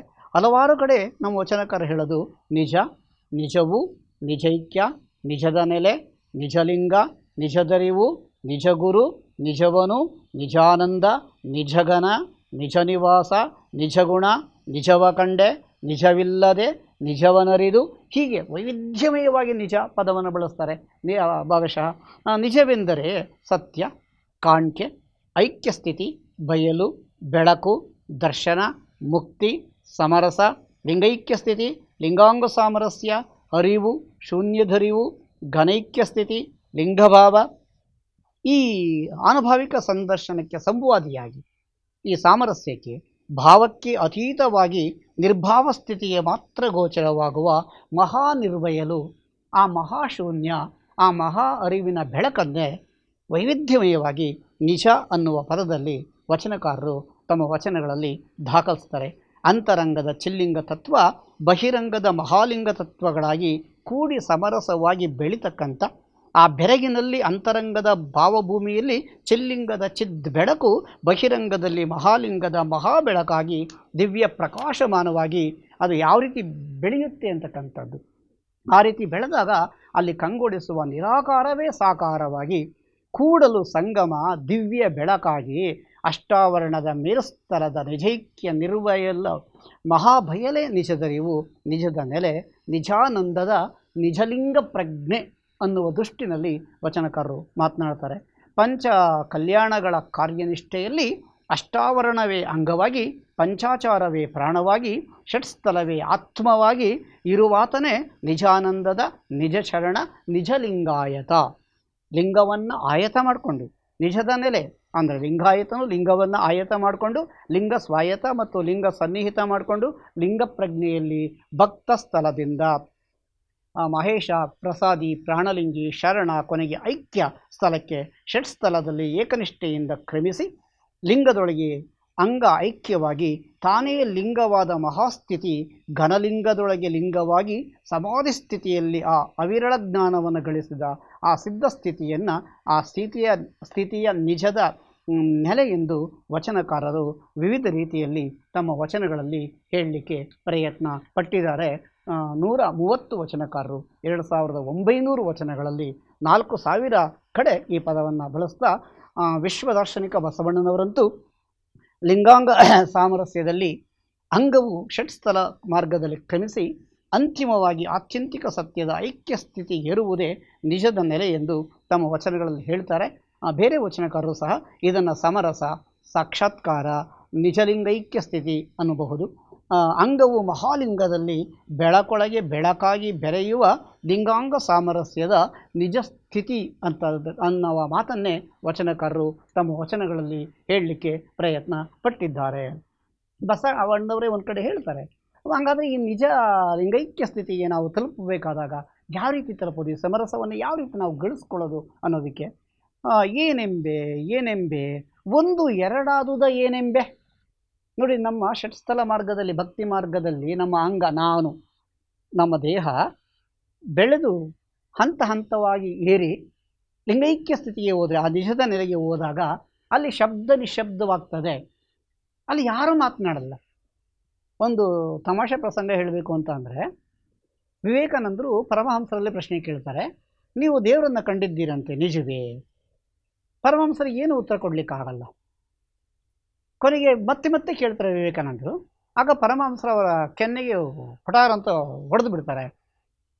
1 ನಿಮಿಷ ಬಿಟ್ಟು ವಿವೇಕಾನಂದರನ್ನು ಕೇಳ್ತಾರೆ ಪರಮಹಂಸರು, ನೋವಾಯಿತಾ? ವಿವೇಕಾನಂದರು ಹೌದು ಅಂತ ತಲೆ ಆಡಿಸ್ತಾರೆ. ಇಲ್ಲಿ ತೋರ್ಸೋಕ್ಕಾಗಲ್ಲ, ಆದರೆ ಅದನ್ನು ನಾನು ಅನುಭವಿಸಿದೆ ಆ ನೋವನ್ನು. ಆಗ ಪರಮಹಂಸರು ಹೇಳ್ತಾರೆ, ಹಾಗೆಯೇ ಭಕ್ತಿ ಮಾರ್ಗದಲ್ಲಿ ದೇವರನ್ನಾಗಲಿ ಬೆಳಕನ್ನಾಗಲಿ ಮಹಾಘನವನ್ನಾಗಲಿ ಮಹಾಲಿಂಗವನ್ನಾಗಲಿ ನೀನು ಕಾಣಬೇಕು. ನಿನಗೆ ಇನ್ನೊಬ್ಬರು ಕಾಣಿಸೋದಕ್ಕೆ ಸಾಧ್ಯತೆ ಇಲ್ಲ. ಯಾಕೆ ಬಸವಣ್ಣವ್ರು ನಮಗೆ ಇಷ್ಟಲಿಂಗವನ್ನು ಕರಸ್ಥಳಕ್ಕೆ ಕೊಟ್ಟರು ಅಂದರೆ, ಅದು ಒಂದು ಮಾಧ್ಯಮ, ಅದೇ ದೇವರಲ್ಲ. ಅದು ಈ ಅಂಗ ಆ ಇಷ್ಟಲಿಂಗ ಅಂತಕ್ಕಂಥ ಮಾಧ್ಯಮದ ಮೂಲಕವಾಗಿ ಹಂತ ಹಂತವಾಗಿ ಮುಂದುವರೆದು ಅರಿವು ಆಚಾರಗಳನ್ನು ರೂಢಿಸ್ಕೊಂಡು ಅಂತರಂಗ ಬಹಿರಂಗಗಳ ಪರಿಶುದ್ಧತೆಯಿಂದ ಕಾಯಕ ನಿಷ್ಠೆಯಲ್ಲಿ ಬೆಳೆದಾಗ ಆ ನಿಜಲಿಂಗೈಕ್ಯ ಸ್ಥಿತಿಗೆ ಹೋದಾಗ ಅಲ್ಲಿ ಆ ಮಹಾಬೆಳಕಿನಲ್ಲಿ ತಾನೇ ಒಂದು ಬೆಳಕಾಗಿ ಬೆಳಗೊಳನೊಳಗೆ ಬೆಳಕಾಗಿ ಬೆರೆವ ಆ ಮಹಾ ಬೆರಗಿನ ವಿಸ್ಮಯವನ್ನು ನಿಜದ ನೆಲೆ ಅಂತಾರೆ. ಅದು ನನ್ನ ದೇವನನ್ನು, ಆ ಬ್ರಹ್ಮಾಂಡದ ಮೂಲ ಬೆಳಕನ್ನು, ಆ ಶಕ್ತಿಯನ್ನು, ಚಿತ್ಶಕ್ತಿಯನ್ನು ಈ ಚಿಲ್ಲಿಂಗದ ಮೂಲಕವಾಗಿ ನಾನು ಕಾಣಬೇಕು, ನಾನು ಅನುಭವಿಸಬೇಕು. ಅದು ನದಿಯಲ್ಲಿ ನದಿ ಬೆರೆತ ಹಾಗೆ, ನೀರಿನಲ್ಲಿ ನೀರು ಬೆರೆತ ಹಾಗೆ ನನ್ನ ಅಂಗ, ನನ್ನ ದೇಹ ಅಂತಕ್ಕಂಥದ್ದು ಆ ಮಹಾನ್ ಶಕ್ತಿ, ಆ ಮಹಾ ಬೆಳಕಿನಲ್ಲಿ ಒಂದು ಬೆಳಕಾಗಿ ಬೆರೆಯುವ ಮಹಾ ಬೆರಗನ್ನೇ ನಿಜದ ನೆಲೆ ಅಂತಾರೆ. ನೋಡಿ, ಅದನ್ನೇ ಬಸವಣ್ಣವರು ಇಲ್ಲಿ ಇನ್ನೊಂದು ವಿಶೇಷ ಅರ್ಥದಲ್ಲಿ ಹೇಳ್ತಾರೆ, ಏನೆಂಬೆ ಒಂದು ಎರಡಾದುದ. ನೋಡಿ, ಒಂದು ಎರಡಾಗೋದು ಅಂದರೆ ಲಿಂಗ ಬೇರೆ ಅಂಗ ಬೇರೆ. ಒಂದು ಎರಡಾದುದ, ಭಕ್ತಿ ಸ್ಥಳದಲ್ಲಿ ನಾನು ಒಂದು, ಲಿಂಗ ಇನ್ನೊಂದು. ಆದರೆ ಆ ಲಿಂಗ ಅನ್ನೋ ಮಾಧ್ಯಮದ ಮೂಲಕ ಆ ಮಹಾಲಿಂಗ ಮಹಾಚಿತ್ ಬೆಳಕಿದೆಯಲ್ಲ, ಆ ಬೆಳಕನ್ನು, ಆ ಮಹಾ ಘನಶಕ್ತಿಯನ್ನು ನೋಡೋದಾದರೆ ಏನೆಂಬೆ ಎರಡು ಒಂದಾದುದ. ನೋಡಿ, ಬೆರಗು ಆಶ್ಚರ್ಯ, ಅರಿವಿನ ಗುರಿ. ಒಂದು ಎರಡಾದುದಾ ಭಕ್ತಸ್ಥಲ, ಎರಡು ಒಂದಾದುದಾ ಐಕ್ಯಸ್ಥಲ. ಏನೆಂಬೆ ಅವಿರಳ ಘನವ ಮಹಾದಾನಿ ಕೂಡಲ ಸಂಗಮ ದೇವ ತಾನೇ ಬಲ್ಲ. ಈ ನಿಜ ದರಿವಿನ ವಿಕಾಸವನ್ನು ಅಣ್ಣ ಬಸವಣ್ಣನವರೇ ಈ ರೀತಿ ಹೇಳ್ತಾರೆ. ಈ ನಿಜವನ್ನು ಆ ಕೂಡಲ ಸಂಗಮ ದೇವಯ್ಯ ತಾನೇ ಬಲ್ಲ. ಅಂತರಂಗ ಬಹಿರಂಗ ಆತ್ಮ ಸಂಘ ಒಂದೇ ಅಯ್ಯ, ನಾದಬಿಂದು ಕಳಾತೀತ ಆದಿ ಆಧಾರ ನೀನೇ ಅಯ್ಯ. ಆ ರೂಢದ ಕೂಟವ ಕೂಡಲ ಸಂಗಮ ದೇವಯ್ಯನೇ ಬಲ್ಲ. ಅದನ್ನು ನೀನು ಬಲ್ಲೆ, ನೀನು ಸಾಧ್ಯ, ನಿನ್ನ ಸಾಧನೆಯಲ್ಲಿ ಈ ಸಿದ್ಧಿ ಸಾಧ್ಯ. ಈ ನಿಜ ದರ್ಶನ ಹೇಗಿದೆ ಅಂತ ಅಂದರೆ ಅವರೇ ಒಂದು ಕಡೆ ಹೇಳ್ತಾರೆ, ಬಸವಣ್ಣವರ ಇನ್ನೊಂದು ವಚನದಲ್ಲಿ, ಘನ ಗಂಭೀರ ಮಹಾಘನದೊಳಗೆ ಘನಕ್ಕೆ ಘನವಾಗಿರ್ಧೆನಯ್ಯ, ಕೂಡಲ ಸಂಗಮ ದೇವಯ್ಯನೆಂಬ ಮಹಾ ಬೆಳಗಿನೊಳಗಿದ್ದು ಶಬ್ದ ಮುಗುದ ನಾದುದನ್ ಏನೆಂಬೇನಯ್ಯ. ನೋಡಿ, ಆ ಮಹಾಘನದಲ್ಲಿ ಈ ಅಂಗ ಒಂದು ಘನದಲ್ಲಿ ಘನವಾಗಿ ಬೆರೆತಾಗ ಆ ಬೆರಗನ್ನು ನಿಜಲಿಂಗದ ಆನಂದ ಸ್ಥಿತಿಯನ್ನು ನಾನು ಏನು ಅಂತ ಹೇಳಲಿ. ನೋಡಿ, ಅಲ್ಲಮ ಪ್ರಭುಗಳು, ಚನ್ನಬಸವಣ್ಣವರು, ಅಕ್ಕಮಹಾದೇವರ ಅವರು ಮತ್ತು ಬೇರೆ ಕೆಲವು ವಚನಕಾರರು ಈ ಷಟ್ಸ್ಥಲ ಮಾರ್ಗದಲ್ಲಿ ಸಾಗಿ ಅಂಗ ಲಿಂಗದಲ್ಲಿ ಐಕ್ಯವಾಗ್ತಕ್ಕಂಥ ನಿಜಲಿಂಗದ ಸ್ಥಿತಿಗೆ ಹೋಗಿ ಅಲ್ಲಿ ಏನೇನಾಯಿತು ಅಂತಕ್ಕಂಥದ್ದನ್ನು ತಮ್ಮ ವಚನಗಳಲ್ಲಿ ಹೇಳಿದ್ದಾರೆ. ಆದರೆ ಷಟ್ಸ್ಥಲದಲ್ಲಿ ಭಕ್ತ ಸ್ಥಳದಿಂದ ಐಕ್ಯ ಸ್ಥಳಕ್ಕೆ ಹೋಗಿ ಅಲ್ಲಿನ ಎಲ್ಲ ಆನಂದಮಯ ಸನ್ನಿವೇಶಗಳನ್ನು ಅನುಭವಿಸಿ ಮತ್ತೆ ಭಕ್ತ ಸ್ಥಳಕ್ಕೆ ಹಿಂತಿರುಗಿದ ಬಸವಣ್ಣನವರು ಎಲ್ಲರಿಗೂ ಸಹ ಈ ಮಾರ್ಗದಲ್ಲಿ ನೀವು ಕ್ರಮಿಸಿದರೆ ಈ ಇಷ್ಟಲಿಂಗದ ಮುಖೇನ ನಿಮ್ಮ ಅಂಗವೂ ಸಹ ಆ ಮಹಾಘನಲಿಂಗದಲ್ಲಿ ಒಂದಂಶವಾಗಿ ನೀವೇ ನಿಮ್ಮ ನಿಜಲಿಂಗೈಕ್ಯದ ನಿಜದಾನಂದದ ಅರಿವನ್ನು ಪಡೆಯಬಹುದು ಅಂತ ಹೇಳಿರ್ತಕ್ಕಂಥ ಮಹಾನ್ ದಾರ್ಶನಿಕ ಅಂದರೆ ಜಗತ್ತಿನ ಸರ್ವಶ್ರೇಷ್ಠ ಮನೋವಿಜ್ಞಾನಿ, ಸಮಾಜ ವಿಜ್ಞಾನಿ ಹಾಗೂ ನಿಜವಾದ ವಚನ ವಿಜ್ಞಾನಿ ನಮ್ಮ ಬಸವಣ್ಣವರು ಅಂತ ಹೇಳಿದ್ರೆ ತಪ್ಪಾಗಲಿಕ್ಕಿಲ್ಲ. ಯಾಕೆಂದರೆ ವಚನ ಅಂತಕ್ಕಂಥದ್ದು ಅದರ ಒಂದೊಂದು ರೂಪವನ್ನು ಸಮಾಜ, ಸಾಹಿತ್ಯ, ಬೇರೆ ಬೇರೆ ಆ್ಯಂಗಲಿಂದ ನೋಡ್ಬೋದು. ಆದರೆ ವಚನ ವಿಜ್ಞಾನ ಅಂತಕ್ಕಂಥದ್ದು ಸಂಪೂರ್ಣವಾಗಿ ನಮ್ಮ ಖಗೋಳ ವಿಜ್ಞಾನವನ್ನೇ, ಶಾರೀರಿಕ ವಿಜ್ಞಾನವನ್ನೇ ಒಳಗೊಂಡು ಇದನ್ನು ನೇರವಾಗಿ ನಮಗೆ ಗಮನಕ್ಕೆ ತರುತ್ತೆ. ಅದನ್ನು ನಮ್ಮ ವಚನಗಳಲ್ಲಿ ನಾವು ಈ ನಿಜ ಲಿಂಗೈಕ್ಯ ಸ್ಥಿತಿಯಲ್ಲಿ, ನಿಜದ ನೆಲೆಯಲ್ಲಿ ನಾವು ಕಾಣಲಿಕ್ಕೆ ಸಾಧ್ಯತೆ ಉಂಟು. ಬಸವಣ್ಣನವರು ಷಟ್ಸ್ಥಲ ಮಾರ್ಗದ ಈ ನಿಜದ ನೆಲೆಯನ್ನು, ಐಕ್ಯ ಸ್ಥಿತಿಯನ್ನು ಪಡೆದು ಮತ್ತೆ ಭಕ್ತ ಸ್ಥಳಕ್ಕೆ ವಾಪಸ್ ಬಂದು ಅನಂತರ ಎಲ್ಲರಿಗೂ ದಾರಿ ತೋರಿಸಿದೆಯಲ್ಲ, ಇದು ವಚನ ವಿಜ್ಞಾನದ ಒಂದು ಮಹಾನ್ ರೋಚಕವಾದಂತಹ ದಾರ್ಶನಿಕ ಮನೋಧರ್ಮ ಅಥವಾ ಆ ಪಥ ಅಂತ ಅಂದರೆ ಅದು ತಪ್ಪಾಗಲಿಕ್ಕಿಲ್ಲ. ನೋಡಿ, ಇನ್ನೊಂದು ಕಡೆ ಇನ್ನೊಂದು ಮಾತನ್ನು ಹೇಳ್ತಾ ಅವ್ರು ಹೇಳ್ತಾರೆ, ಸಮಸ್ತ ಕತ್ತಲೆಯ ಮಸಕ ಒಳಿದಿಪ್ಪ ಇರವ ನೋಡಯ್ಯ, ಬೆಳಗಿಂಗೆ ಬೆಳಗು ಸಿಂಹಾಸನವಾಗಿ ಬೆಳಗು ಕೂಡಿದ ಕೂಟವ ಕೂಡಲ ಸಂಗಯ್ಯ ತಾನೇ ಬಲ್ಲ. ಈ ಮಹಾಘನದ ಅರಿವು ಹೇಗಿದೆ ಅಂದರೆ, ನೀರಲ್ಲಿ ನೀರು ಬೆರೆತ ಹಾಗೆ, ಘನದಲ್ಲಿ ಘನ ಬೆರೆತ ಹಾಗೆ ಈ ಅಂಗ ಆ ಲಿಂಗದಲ್ಲಿ ಲಿಂಗಾಂಗ ಸಾಮರಸ್ಯದಲ್ಲಿ ಸಮರಸವಾಗಿ ಬೆಳಗ್ದಾಗ ಬೆಳಗಿಂಗೆ ಬೆಳಗು ಸಿಂಹಾಸನವಾಗಿ ಸಮಸ್ತ ಕತ್ತಲೆಯ ಮಸಕ ಒಳೆದಿಪ್ಪ ಇರವ ನೋಡಯ್ಯ. ನಮ್ಮೆಲ್ಲ ಅಜ್ಞಾನಗಳು ತೊಳಲಿ, ಅಲ್ಲಿ ಒಂದು ಬೆಳಕು ಅಂತಕ್ಕಂಥದ್ದು ಮೂಡುತ್ತಲ್ಲ, ಬೆಳಗು ಸಿಂಹಾಸನವಾಗಿ, ಬೆಳಗಿಂಗೆ ಬೆಳಗು ಸಿಂಹಾಸನವಾಗಿ ಬೆಳಗು ಕೂಡಿದ ಕೂಟವ ಕೂಡಲ ಸಂಗಯ್ಯ ತಾನೇ ಬಲ್ಲ. ನೋಡಿ, ಐಕ್ಯ ಸ್ಥಿತಿಯಿಂದ ಈ ಭಕ್ತಿ ಸ್ಥಳಕ್ಕೆ ಮೌನವಾಗಿ ಬಂದಂತಹ ಆ ನಿಜದರಿವು ಪಡೆದ ಅಣ್ಣ ದೃಷ್ಟಿಯೋಗವೆಂಬ ಲಿಂಗಾಂಗ ಸಾಮರಸ್ಯ, ಇದನ್ನು ದೃಷ್ಟಿಯೋಗ ಅಂತಾರೆ.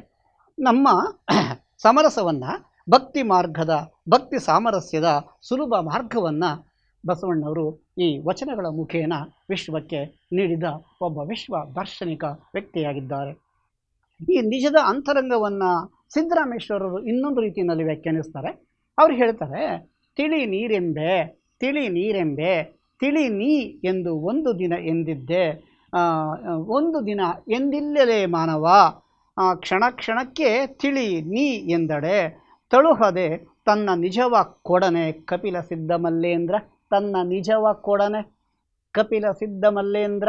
ನೋಡಿ, ನಿಜದರಿವು ಸಿದ್ದರಾಮೇಶ್ವರರು ಹೇಳ್ತಕ್ಕಂಥದ್ದು, ಈ ನಿಜವನ್ನು ಪಡಿಬೇಕಂದ್ರೆ ತಿಳಿ ನೀರೆಂಬೆ ನಾವು ತಿಳ್ಕೊಳ್ಳೋದಕ್ಕೆ ಹೋಗಲಿಲ್ಲ ಅಂದರೆ ಇನ್ನು ಈ ಲಿಂಗಾಂಗ ಸಾಮರಸ್ಯ ಅಥವಾ ಈ ನಿಜದ ನೆಲೆ ಹೇಗೆ ಸಾಧ್ಯ? ನಡೆನುಡಿ ಪರಿಶುದ್ಧತೆಯಿಂದ ಕಾಯಕ ಮಾರ್ಗದಲ್ಲಿ ನಡೆದು ಈ ನಿಜದ ನೆಲೆ ಪಡೆಯಬಹುದೆನ್ನುತ್ತಾರೆ ಅಣ್ಣ ಬಸವಣ್ಣವರು. ಇನ್ನೊಂದು ಕಡೆ ಹೇಳ್ತಾರೆ ನೋಡಿ, ಎಷ್ಟು ಚಂದ ಹೇಳ್ತಾರೆ. ಮಾಡಿ ಮಾಡಿ ಕೆಟ್ಟರು ಮನವಿಲ್ಲದೆ. ನಾವೆಲ್ಲ ಬದುಕಿಗೆ ಮಾಡಿ ಮಾಡಿ ಕೆಟ್ಟರು ಅಂದರೆ ಮಾಡಬೇಕಾದ ಕೆಲಸವನ್ನು ಒಂಚೂರು ಕರೆಕ್ಟಾಗಿ ಮಾಡಲ್ಲ, ಆದರೆ ಮಾಡಬಾರ್ದು ಅಬದ್ಧಗಳನ್ನು ತುಂಬ ಅಚ್ಚುಕಟ್ಟಾಗಿ ಮಾಡ್ತೀವಿ. ಅಯ್ಯೋ ನಾವೇ ಯಾಕೆ. ಇನ್ನೂ ತಮಾಷೆ ಅಂದರೆ ಬಸವಣ್ಣವರು ಏನೇನು ಮಾಡಬಾರ್ದು ಅಂತ ಹೇಳಿದ್ದು ಇವತ್ತಿನ ಮಹಾನ್ ಅಜ್ಞಾನ ಜಗತ್ತು ಅದೆಲ್ಲವನ್ನು ಅಚ್ಚುಕಟ್ಟಾಗಿ ಮಾಡಿಬಿಟ್ಟಿದೆ. ದೇಹನ ದೇಹಾಲಯ ಅಂದರು. ನಿಮ್ಮ ದೇಹನ ದೇವಸ್ಥಾನ ಮಾಡ್ಕೊಳ್ಳಿ ಅಂದರೆ ಹೊರಗಣ ದೇವಸ್ಥಾನದ ಶಿಲೆಗಳಲ್ಲಿ ದೇವರಿಲ್ಲ ಅಂದರು ಬಸವಣ್ಣ. ಆದ್ರೆ ನಾವೇನು ಮಾಡಿದ್ವಿ, ಬಸವಣ್ಣವ್ರಿಗೆ ಒಂದು ದೇವಸ್ಥಾನ ಕಟ್ಟಿ ಬಸವಣ್ಣವ್ರ ಅಭಿಷೇಕ ಮಾಡಬಾರ್ದು ಅಂದರು, ಬಸವಣ್ಣವ್ರಿಗೆ ಅಭಿಷೇಕ ಮಾಡ್ತೀವಿ, ಬಸವಣ್ಣವ್ರಿಗೆ ದೇವಸ್ಥಾನ ಕಟ್ಟಿದ್ದೀವಿ, ಬಸವಣ್ಣಂದೇ ಒಂದು ಕಲ್ಲು ಮೂರ್ತಿ ಮಾಡಿ ಕೂರಿಸ್ಬಿಟ್ಟಿದ್ದೀವಿ. ಇದು ನಮ್ಮ ಅಜ್ಞಾನ, ಇದು ಅಜ್ಞಾನಜನ್ಯ ಅಬದ್ಧ. ಇದನ್ನೇ ಸಿದ್ಧ ಮಾದರಿಯ ಮೌಢ್ಯದ ನಿಲುವು ಅಂತಲೇ ನಾವು ಕರೀಬೇಕು. ಅದಕ್ಕೆ ಹೇಳ್ತಾರೆ, ಮಾಡಿ ಮಾಡಿ ಕೆಟ್ಟರು ಮನವಿಲ್ಲದೆ, ನೀಡಿ ನೀಡಿ ಕೆಟ್ಟರು ನಿಜವಿಲ್ಲದೆ. ಅಂದರೆ ಮಾಡುವ ನೀಡುವ ಈ ಮನಸ್ಥಿತಿ ಇಲ್ಲ ಅಂದರೆ ಅದರಿಂದ ಏನೂ ಪ್ರಯೋಜನ ಇಲ್ಲ. ಮಾಡುವ ನೀಡುವ ನಿಜ ಗುಣವುಳ್ಳಡೆ ನೋಡಿ, ಮಾಡಿ ಮಾಡಿ ಕೆಟ್ಟರು ಮನವಿಲ್ಲದೆ, ನೀಡಿ ನೀಡಿ ಕೆಟ್ಟರು ನಿಜವಿಲ್ಲದೆ, ಮಾಡುವ ನೀಡುವ ನಿಜ ಗುಣ ಉಳ್ಳಡೆ ಕೂಡಿಕೊಂಬ ನಮ್ಮ ಕೂಡಲ ಸಂಗಮ ದೇವ ಎಂದಿದ್ದಾರೆ ನಮ್ಮ ದಾರ್ಶನಿಕ ಬಸವಣ್ಣನವರು. ಈ ರೀತಿಯಾಗಿಯೇ ಲಿಂಗಾಂಗ ಸಾಮರಸ್ಯ ಅಂತಕ್ಕಂಥದ್ದು, ದೇಹ ಲಿಂಗ ಮತ್ತು ಅಂಗಗಳ ಈ ಸಮರಸ ಅಂತಕ್ಕಂಥದ್ದು, ಈ ಮಾಡುವ ನೀಡುವ ಈ ಕೂಟ ಏನಿದೆ, ಬೆಳಗನೆ ಬೆಳಗಿ ಆ ಮಹಾ ಬೆಳಕಿನಲ್ಲಿ ನದಿಯೊಳಗೆ ನದಿ ಬೆರೆತಂತೆ ಶಬ್ದ ಮುಗ್ಧವಾಗಿ ಕೂಡುವುದಿದೆಯಲ್ಲ, ಆ ಕೂಡುವ ಕೂಟ, ಕೂಡಲ ಸಂಗಮವಾದಂತಹ ಆ ಕೂಟ, ಅದು ನಿಜದ ನೆಲೆ. ಅವಿರಳ ಜ್ಞಾನಿ ಮಹಾಜ್ಞಾನಿ ಚನ್ನಬಸವಣ್ಣವರು ತಮ್ಮ ನಿಜದರಿವಿನ ಸ್ಥಿತಿಯನ್ನು ಹೀಗೆ ಇನ್ನೊಂದು ಕಡೆ ಹೇಳ್ತಾರೆ. ಆ ನಿಜದ ಅನ್ನೋ ಪದ ಬಳಕೆ ಆಗಿರ್ತಕ್ಕಂಥ ವಚನಗಳು ಅಷ್ಟನ್ನೇ ನಾನು ಇಲ್ಲಿ ಉದಾಹರಣೆ ಕೊಡ್ತಾ ಇದ್ದೀನಿ. ಅಣ್ಣ ಬಸವಣ್ಣವರಾಗಲಿ, ಸಿದ್ದರಾಮೇಶ್ವರರಾಗಲಿ, ಅಕ್ಕ ಮಹಾದೇವಿಯಾಗಲಿ, ಅಲ್ಲಮ ಪ್ರಭು ಆಗಲಿ. ಈಗ ಚನ್ನಬಸವಣ್ಣವರು ಅದೇ ಮಾದರಿಯಲ್ಲಿ ಒಂದು ಕಡೆ ಹೇಳ್ತಾರೆ, ಆತ್ಮನ ನಿಜವನರಿದು. ದೇಹ ನಮ್ಮ ಅಂಗ, ಈ ಅಂಗದ ನಿಜವನರಿದು ಪರಮಾತ್ಮಲಿಂಗ ತಾನೆಂದೈದ ಶರಣಂಗಿ. ನಮ್ಮ ಅಂಗ ಇದೆ, ತನ್ನ ಅಂಗವನ್ನೇ ಆತ್ಮವೆಂದು ಅರಿತ ವ್ಯಕ್ತಿ, ಆ ಶುದ್ಧ ವ್ಯಕ್ತಿತ್ವದ ಶರಣ ತನ್ನ ಆತ್ಮಲಿಂಗ ತಾನೆಂದರಿದ ಶರಣಂಗೆ ಎಂತಿರ್ದಡೆ ಅಂತೆ ಪೂಜೆ ನೋಡ. ಆ ಶರಣ ಭೋಗಿಸಿತ್ತೆಲ್ಲ ಲಿಂಗಾರ್ಪಿತ, ರುಚಿಸಿತ್ತೆಲ್ಲ ಪ್ರಸಾದ. ಆ ಶರಣ ಅರಿದುದೆಲ್ಲ ಪರಬ್ರಹ್ಮ, ನುಡಿದುದೆಲ್ಲ ಪರತತ್ವ. ಆ ಶರಣ ತಾನೇ ಕೂಡಲ ಚೆನ್ನ ಸಂಗಯ್ಯನು. ನೋಡಿ, ಅಂದರೆ ಆ ಶರಣ ಸ್ಥಿತಿಗೆ ಏರಿದಾಗ ಈ ಅಂಗ ಆ ಮಹಾಲಿಂಗದಲ್ಲಿ ನಿರ್ಭಯಲಾದಾಗ ಆ ನಿಜಲಿಂಗೈಕ್ಯ ಸ್ಥಿತಿಗೆ ಸಂದು ಅಲ್ಲಿ ಆ ನಿಜಾನಂದವನ್ನು ಪಡೆದು ಅಲ್ಲೇ ನಿಜ ನಿವಾಸಿಯಾಗಿ ಇಪ್ಪ ಸ್ಥಿತಿಯನ್ನು ಚನ್ನಬಸವಣ್ಣವರು ಈ ವಚನದಲ್ಲಿ ಹೀಗೆ ಮುಂದುವರಿತ ಚನ್ನಬಸವಣ್ಣವರು ನಿಜ ವಾರಿಯದ ಶರಣನ ಸ್ಥಿತಿಯನ್ನು ಹೇಳ್ತಾರೆ. ನಿಜವನ್ನು ಗಳಿಸ್ಕೊಳ್ಳೋದು ಹೇಗೆ ಅಂತಲೂ ಹೇಳ್ತಾರೆ, ನಿಜ ಅನ್ನೋ ಪದ ಬಳಸ್ತಾ. ಈ ನಿಜದರಿವು ಅಂತಕ್ಕಂಥದ್ದು ಉಂಟಾಗದೇ ಇದ್ದಾಗ ಯಾವ ರೀತಿ ಏನು ಬಸವಣ್ಣವರು ಹೇಳಿದ್ರಲ್ಲ, ಮಾಡಿ ಮಾಡಿ ಕೆಟ್ಟರು ಮನವಿಲ್ಲದೆ, ನೀಡಿ ನೀಡಿ ಕೆಟ್ಟರು ನಿಜವಿಲ್ಲದೆ. ಆದರೆ ಮಾಡುವ ನೀಡುವ ಎರಡೂ ಇಲ್ಲದೆ ಇರೋದನ್ನು ಬಸವಣ್ಣವರು ಆ ರೀತಿ ಹೇಳಿದ್ರೆ, ಚನ್ನಬಸವಣ್ಣವರು ಅದನ್ನೇ ಇನ್ನೊಂದು ರೀತಿಯಲ್ಲಿ ಹೇಳ್ತಾರೆ, ನೀಡಿ ನೀಡಿ ನಿಜವಿಲ್ಲದೆ ಕೆಟ್ಟೆ, ನೀಡಿ ನೀಡಿ ನಿಜವಿಲ್ಲದೆ ಕೆಟ್ಟೆ, ಮಾಡಿ ಮಾಡಿ ಮನವಿಲ್ಲದೆ ಕೆಟ್ಟೆನಯ್ಯ. ಹಠಮಠದಿ ಬೆಂದ ಸಂಸಾರದ ಹಿಡಿದು ಒಡಲ ಹೊರೆವವನೆಂದು ಭವ ಭಾರಿಯಾದೆನಯ್ಯ. ಕುಹಕವೆಂಬ ಮಡುವಿನ ಕೆಸರಳು ಬಿದ್ದ ಪಶುವಿನಂತಾದೆನಯ್ಯ. ಎನ್ನ ಅವಗುಣವ ಸಂಪಾದಿಸದಿರಯ್ಯ, ಎನ್ನ ಭವ ಪಾಶವ ಹರಿದು ಇನ್ನಾದರೂ ಕರುಣಿಸೈ ಮಹಾದಾನಿ. ಕೂಡಲ ಚೆನ್ನ ಸಂಗಮ ದೇವಯ್ಯ, ಕೂಡಲ ಚೆನ್ನ ಸಂಗಮ ದೇವಯ್ಯ. ನಿಜದ ನೆಲೆಯ ಈ ನಿಜೈಕ್ಯ ಸ್ಥಿತಿಗೆ ಇರುವ ಶರಣನ ರೀತಿ ನೀತಿಯನ್ನು ಸಿದ್ದರಾಮೇಶ್ವರರು ಹೇಳಿದ ರೀತಿ, ಚನ್ನಬಸವಣ್ಣವರು ಅದನ್ನು ಹೇಳಿದ ರೀತಿ, ಬಸವಣ್ಣವರು ಅದನ್ನು ವ್ಯಾಖ್ಯಾನ ಮಾಡಿದಂತಹ ರೀತಿ, ಆ ಮಹಾಘನದ ಅರಿವಿನಲ್ಲಿ ಘನದಲ್ಲಿ ಘನವಾಗಿ ಬೆರೆತ ಅಲ್ಲಮ ಪ್ರಭುವಿನ ಪ್ರಜ್ಞೆ, ಇವೆಲ್ಲವನ್ನು ನಾವಿಲ್ಲಿ ಗಮನಿಸಲಿಕ್ಕೆ ಸಾಧ್ಯತೆ ಉಂಟು ಈ ನಿಜದ ಅರಿವಿನ ನಿಜದ ನೆಲೆಯಲ್ಲಿ. ಅದನ್ನೇ ಸಿದ್ದರಾಮೇಶ್ವರರು ಇನ್ನೊಂದು ಕಡೆ ಹೇಳ್ತಾರೆ, ಆಕಾಶದಲ್ಲಿಯ ಮೇಘದಂತೆ ಜಲದಲ್ಲಿಯ ತೆರೆಯಂತೆ ಬರುತ್ತಿದೆ ನೋಡ ಈ ಘಟ. ಒಂದು ಧರಿಯೇ ಬಂದು ಧರಿಯೇ ಹೋದು ಧರಿಯೇ ನಿಂದ ವಸ್ತುವದು ನಿಜವೆಂದರಿದೆ ನೋಡ. ಈ ಕಪಿಲ ಸಿದ್ಧ ಮಲ್ಲಿಕಾರ್ಜುನ ನೋಡಿ, ಸಿದ್ದರಾಮೇಶ್ವರರ ವಚನದಲ್ಲಿ ಅವರೊಂದು ವಿಶೇಷವಾದಂತಹ ತತ್ವವನ್ನು ಹೇಳ್ತಾರೆ.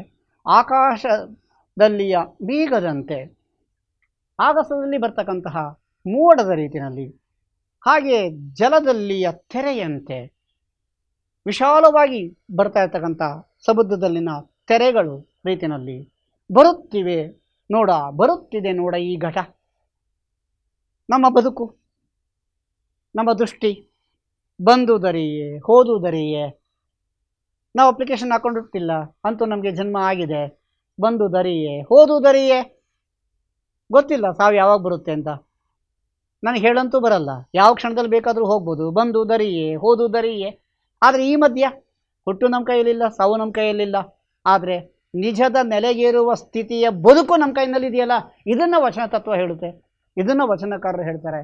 ಇದು ಶರಣ ತತ್ವದ, ಶರಣನ ನಿಜವಾದ ಲಿಂಗಾಂಗ ಸಾಮರಸ್ಯದ ಅಂಗಲಿಂಗವಾಗಿ ಮಹಾಲಿಂಗದಲ್ಲಿ ನೀರಲ್ಲಿ ನೀರು ಬೆರೆತ ಹಾಗೆ ಆ ಬೆರೆಯುವ ಬೆರಗಿನ ಆ ಬೆಳಕಿನ ಆಶಯವನ್ನು, ಈ ನಿಜದ ನೆಲೆ ತತ್ವವನ್ನು ಈ ತತ್ವದಲ್ಲಿ ವಚನಕಾರರು ನಮಗೆ ಕೊಡ್ತಾರೆ.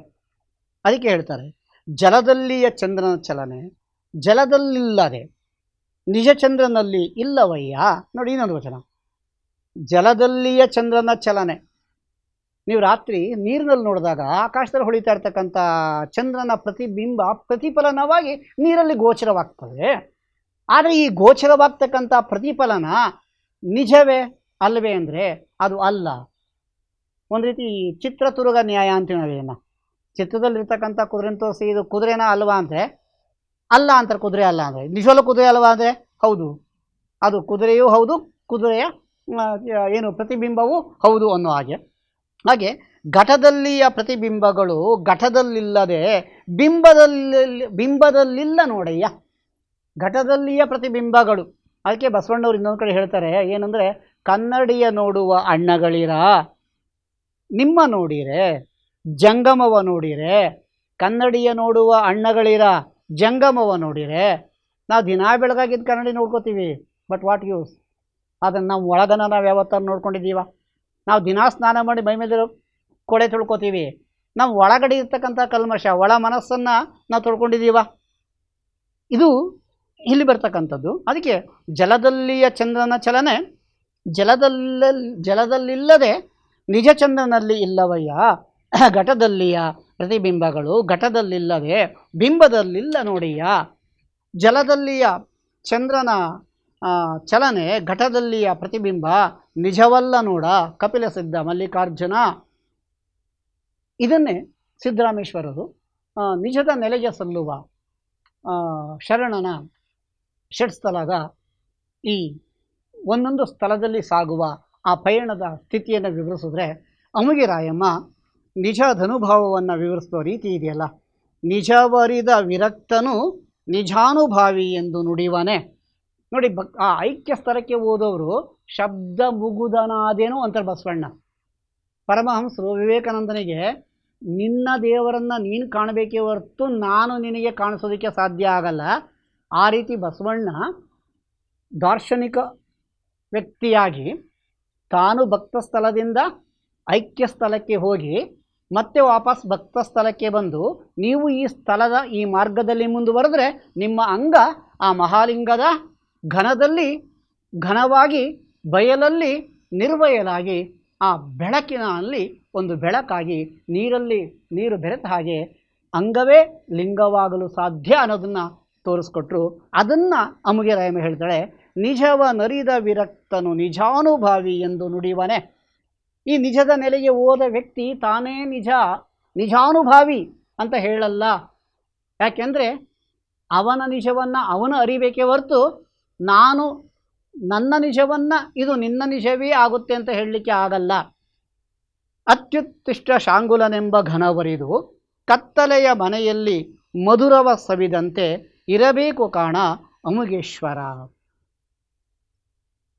ಹೇಳ್ತಾರೆ, ಕತ್ತಲೆಯ ಮನೆಯಲ್ಲಿ ಮಧುರವ ಸರಿದಂತೆ, ಇದ್ದೂ ಇಲ್ಲದಂತೆ, ಘನದಲ್ಲಿ ಘನ ಬೆರೆತ ಆ ಸ್ಥಿತಿ, ಆ ಸಿದ್ಧ ಸ್ಥಿತಿ, ನಿಜಲಿಂಗೈಕ್ಯ ಸ್ಥಿತಿ, ಅದನ್ನೇ ಆ ಶರಣ ಆಧೆಯ ನಿಜ ದರಿವನ್ನು ಸ್ಥಿತಿಯನ್ನು ಕುರಿತು ಮಾತನಾಡಬೇಕಾದಾಗ ನೀರು ನೀರು ಕೂಡಿದಂತೆ, ಕ್ಷೀರ ಕ್ಷೀರ ಬೆರೆಸಿದಂತೆ, ಸುಜ್ಞಾನ ಗುರು ಪಾದೋದಕಾದ ಆನಂದದೊಳಗೆ ಪ್ರಜ್ಞಾನ ಶರಣ ಆನಂದ ಭಕ್ತಿಯಿಂದ ಸಮರಸವಾದ ಪರಮ ಸುಖದೊಳಗೆ ಎರಡರಿಯದೆ ಮೌನಿ ನಿಜಭರಿತ ನಿರಾಳ ಸೌರಾಷ್ಟ್ರ ಸೋಮೇಶ್ವರನೆಂಬ ಶರಣ. ಇಲ್ಲಿ ನೀರು ನೀರು ಕೂಡಿದಂತೆ, ಕ್ಷೀರ ಕ್ಷೀರ ಬೆರೆಸಿದಂತೆ, ಈ ಭಕ್ತ ಸ್ಥಳದಿಂದ ಐಕ್ಯ ಸ್ಥಳಕ್ಕೆ ಈ ಅಂಗ ಆ ಮಹಾಘನಲಿಂಗವನ್ನು ಸಲ್ಲಿ ತಲುಪಿ ತಾನೇ ಘನದಲ್ಲಿ ಘನವಾಗಿ, ಲಿಂಗದೊಳಗಣ ಬಿಂದು ಮತ್ತೊಂದು ಲಿಂಗವಾಗಿ ಸೇರ್ಪಡೆಯಾಗೋದು, ಕ್ಷೀರದಲ್ಲಿ ಕ್ಷೀರ, ಹಾಲಲ್ಲಿ ಹಾಲು ಬೆರೆತ ಹಾಗೆ, ನೀರಲ್ಲಿ ನೀರು ಬೆರೆತ ಹಾಗೆ ಅಂತ ಹೇಳ್ತಾರೆ. ಆ ರೀತಿಯಲ್ಲಿ ವಚನಕಾರರು ತಮ್ಮ ನಿಜದ ಅರಿವಿನಲ್ಲಿ ನಿಜ ಪದವನ್ನು ಬಳಸ್ತಲೇ ನಾವು ಹೇಗೆ ಲಿಂಗಾಂಗ ಸಾಮರಸ್ಯವನ್ನು ಗಳಿಸ್ಕೊಂಡು ಈ ಮಹಾಬಯಲಿನಲ್ಲಿ ಒಂದು ಅಂಶವಾಗಿ ನದಿಯಲ್ಲಿ ನದಿ ಬೆರೆತ ಹಾಗೆ ನಾವು ಐಕ್ಯ ಸ್ಥಿತಿಯನ್ನು, ನಿಜೈಕ್ಯ ಸ್ಥಿತಿಯನ್ನು ತಲುಪಲಿಕ್ಕೆ ಸಾಧ್ಯತೆ ಉಂಟು ಅಂತಕ್ಕಂಥದ್ದನ್ನು ಹೇಳಿದ್ದಾರೆ. ಈ ಹಂತದಲ್ಲಿ ಶರಣ ಮಾರ್ಗದಲ್ಲಿ ನಾವೆಲ್ಲ ಸಾಗಿ ಮುಂದೆ ಹೋದಾಗ ನಮಗೆ ನಿಜಲಿಂಗೈಕ್ಯ ಸ್ಥಿತಿ ಲಭ್ಯ ಅಂತಕ್ಕಂಥದ್ದನ್ನು ಸಹ ಅನೇಕ ವಚನಗಳ ಮೂಲಕವಾಗಿ ನಾವು ನೋಡಲಿಕ್ಕೆ ಸಾಧ್ಯತೆ ಉಂಟು. ಇಷ್ಟು ಹೊತ್ತು ನಿಜದ ನೆಲೆಯಲ್ಲಿ, ನಿಜ ಪದದಲ್ಲಿ ವಚನಕಾರರು ಈ ಐಕ್ಯ ಸ್ಥಿತಿಗೇರಿ ಅನುಭವಿಸುವ ನಾನಾ ರೀತಿಯ ಮನೋಧರ್ಮಗಳನ್ನು ಕುರಿತು ನಾನು ಮಾತನಾಡಿದ್ದೇನೆ. ಶಾಂತಿಯಿಂದ ಪ್ರೀತಿಯಿಂದ ಕೇಳಿದ್ದ ನಿಮಗೂ, ಇಂತಹ ಒಂದು ಅವಕಾಶವನ್ನು ಕಲ್ಪಿಸಿಕೊಟ್ಟ ಬಸವ ಸಮಿತಿಯ ಅಧ್ಯಕ್ಷರು ಮುಂತಾಗಿ ಸರ್ವರಿಗೂ ಸಹ ನಾನು ಅಭಿನಂದನಾಪೂರ್ವಕ ಶರಣಾರ್ಥಿಗಳನ್ನು ಸಮರ್ಪಿಸ್ತೇನೆ. ಶರಣಾರ್ಥಿಗಳು.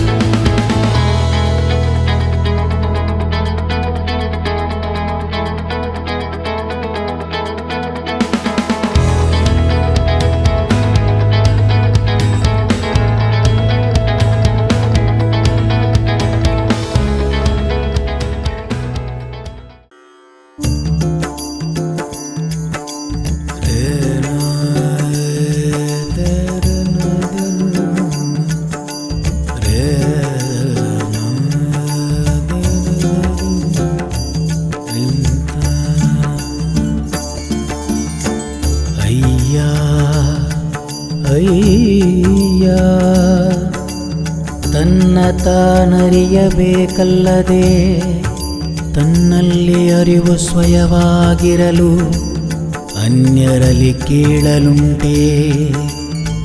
ಚೆನ್ನಮಲ್ಲಿಕಾರ್ಜುನ ಚೆನ್ನಮಲ್ಲಿಕಾರ್ಜುನ ನೀನರಿವಾಗಿಯನಗೆ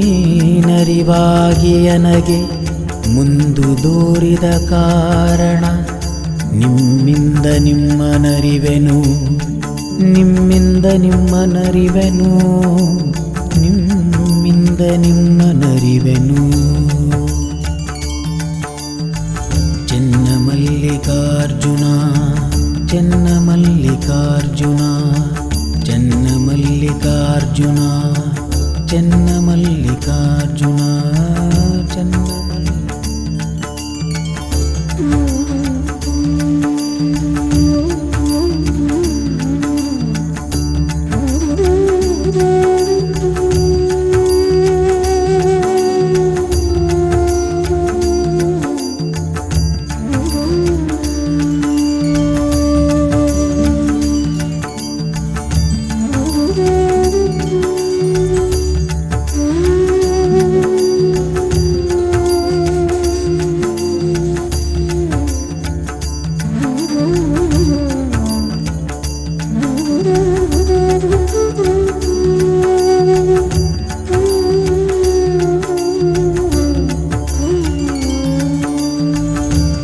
ಚೆನ್ನಮಲ್ಲಿಕಾರ್ಜುನ ಚೆನ್ನಮಲ್ಲಿಕಾರ್ಜುನ ಚೆನ್ನಮಲ್ಲಿಕಾರ್ಜುನ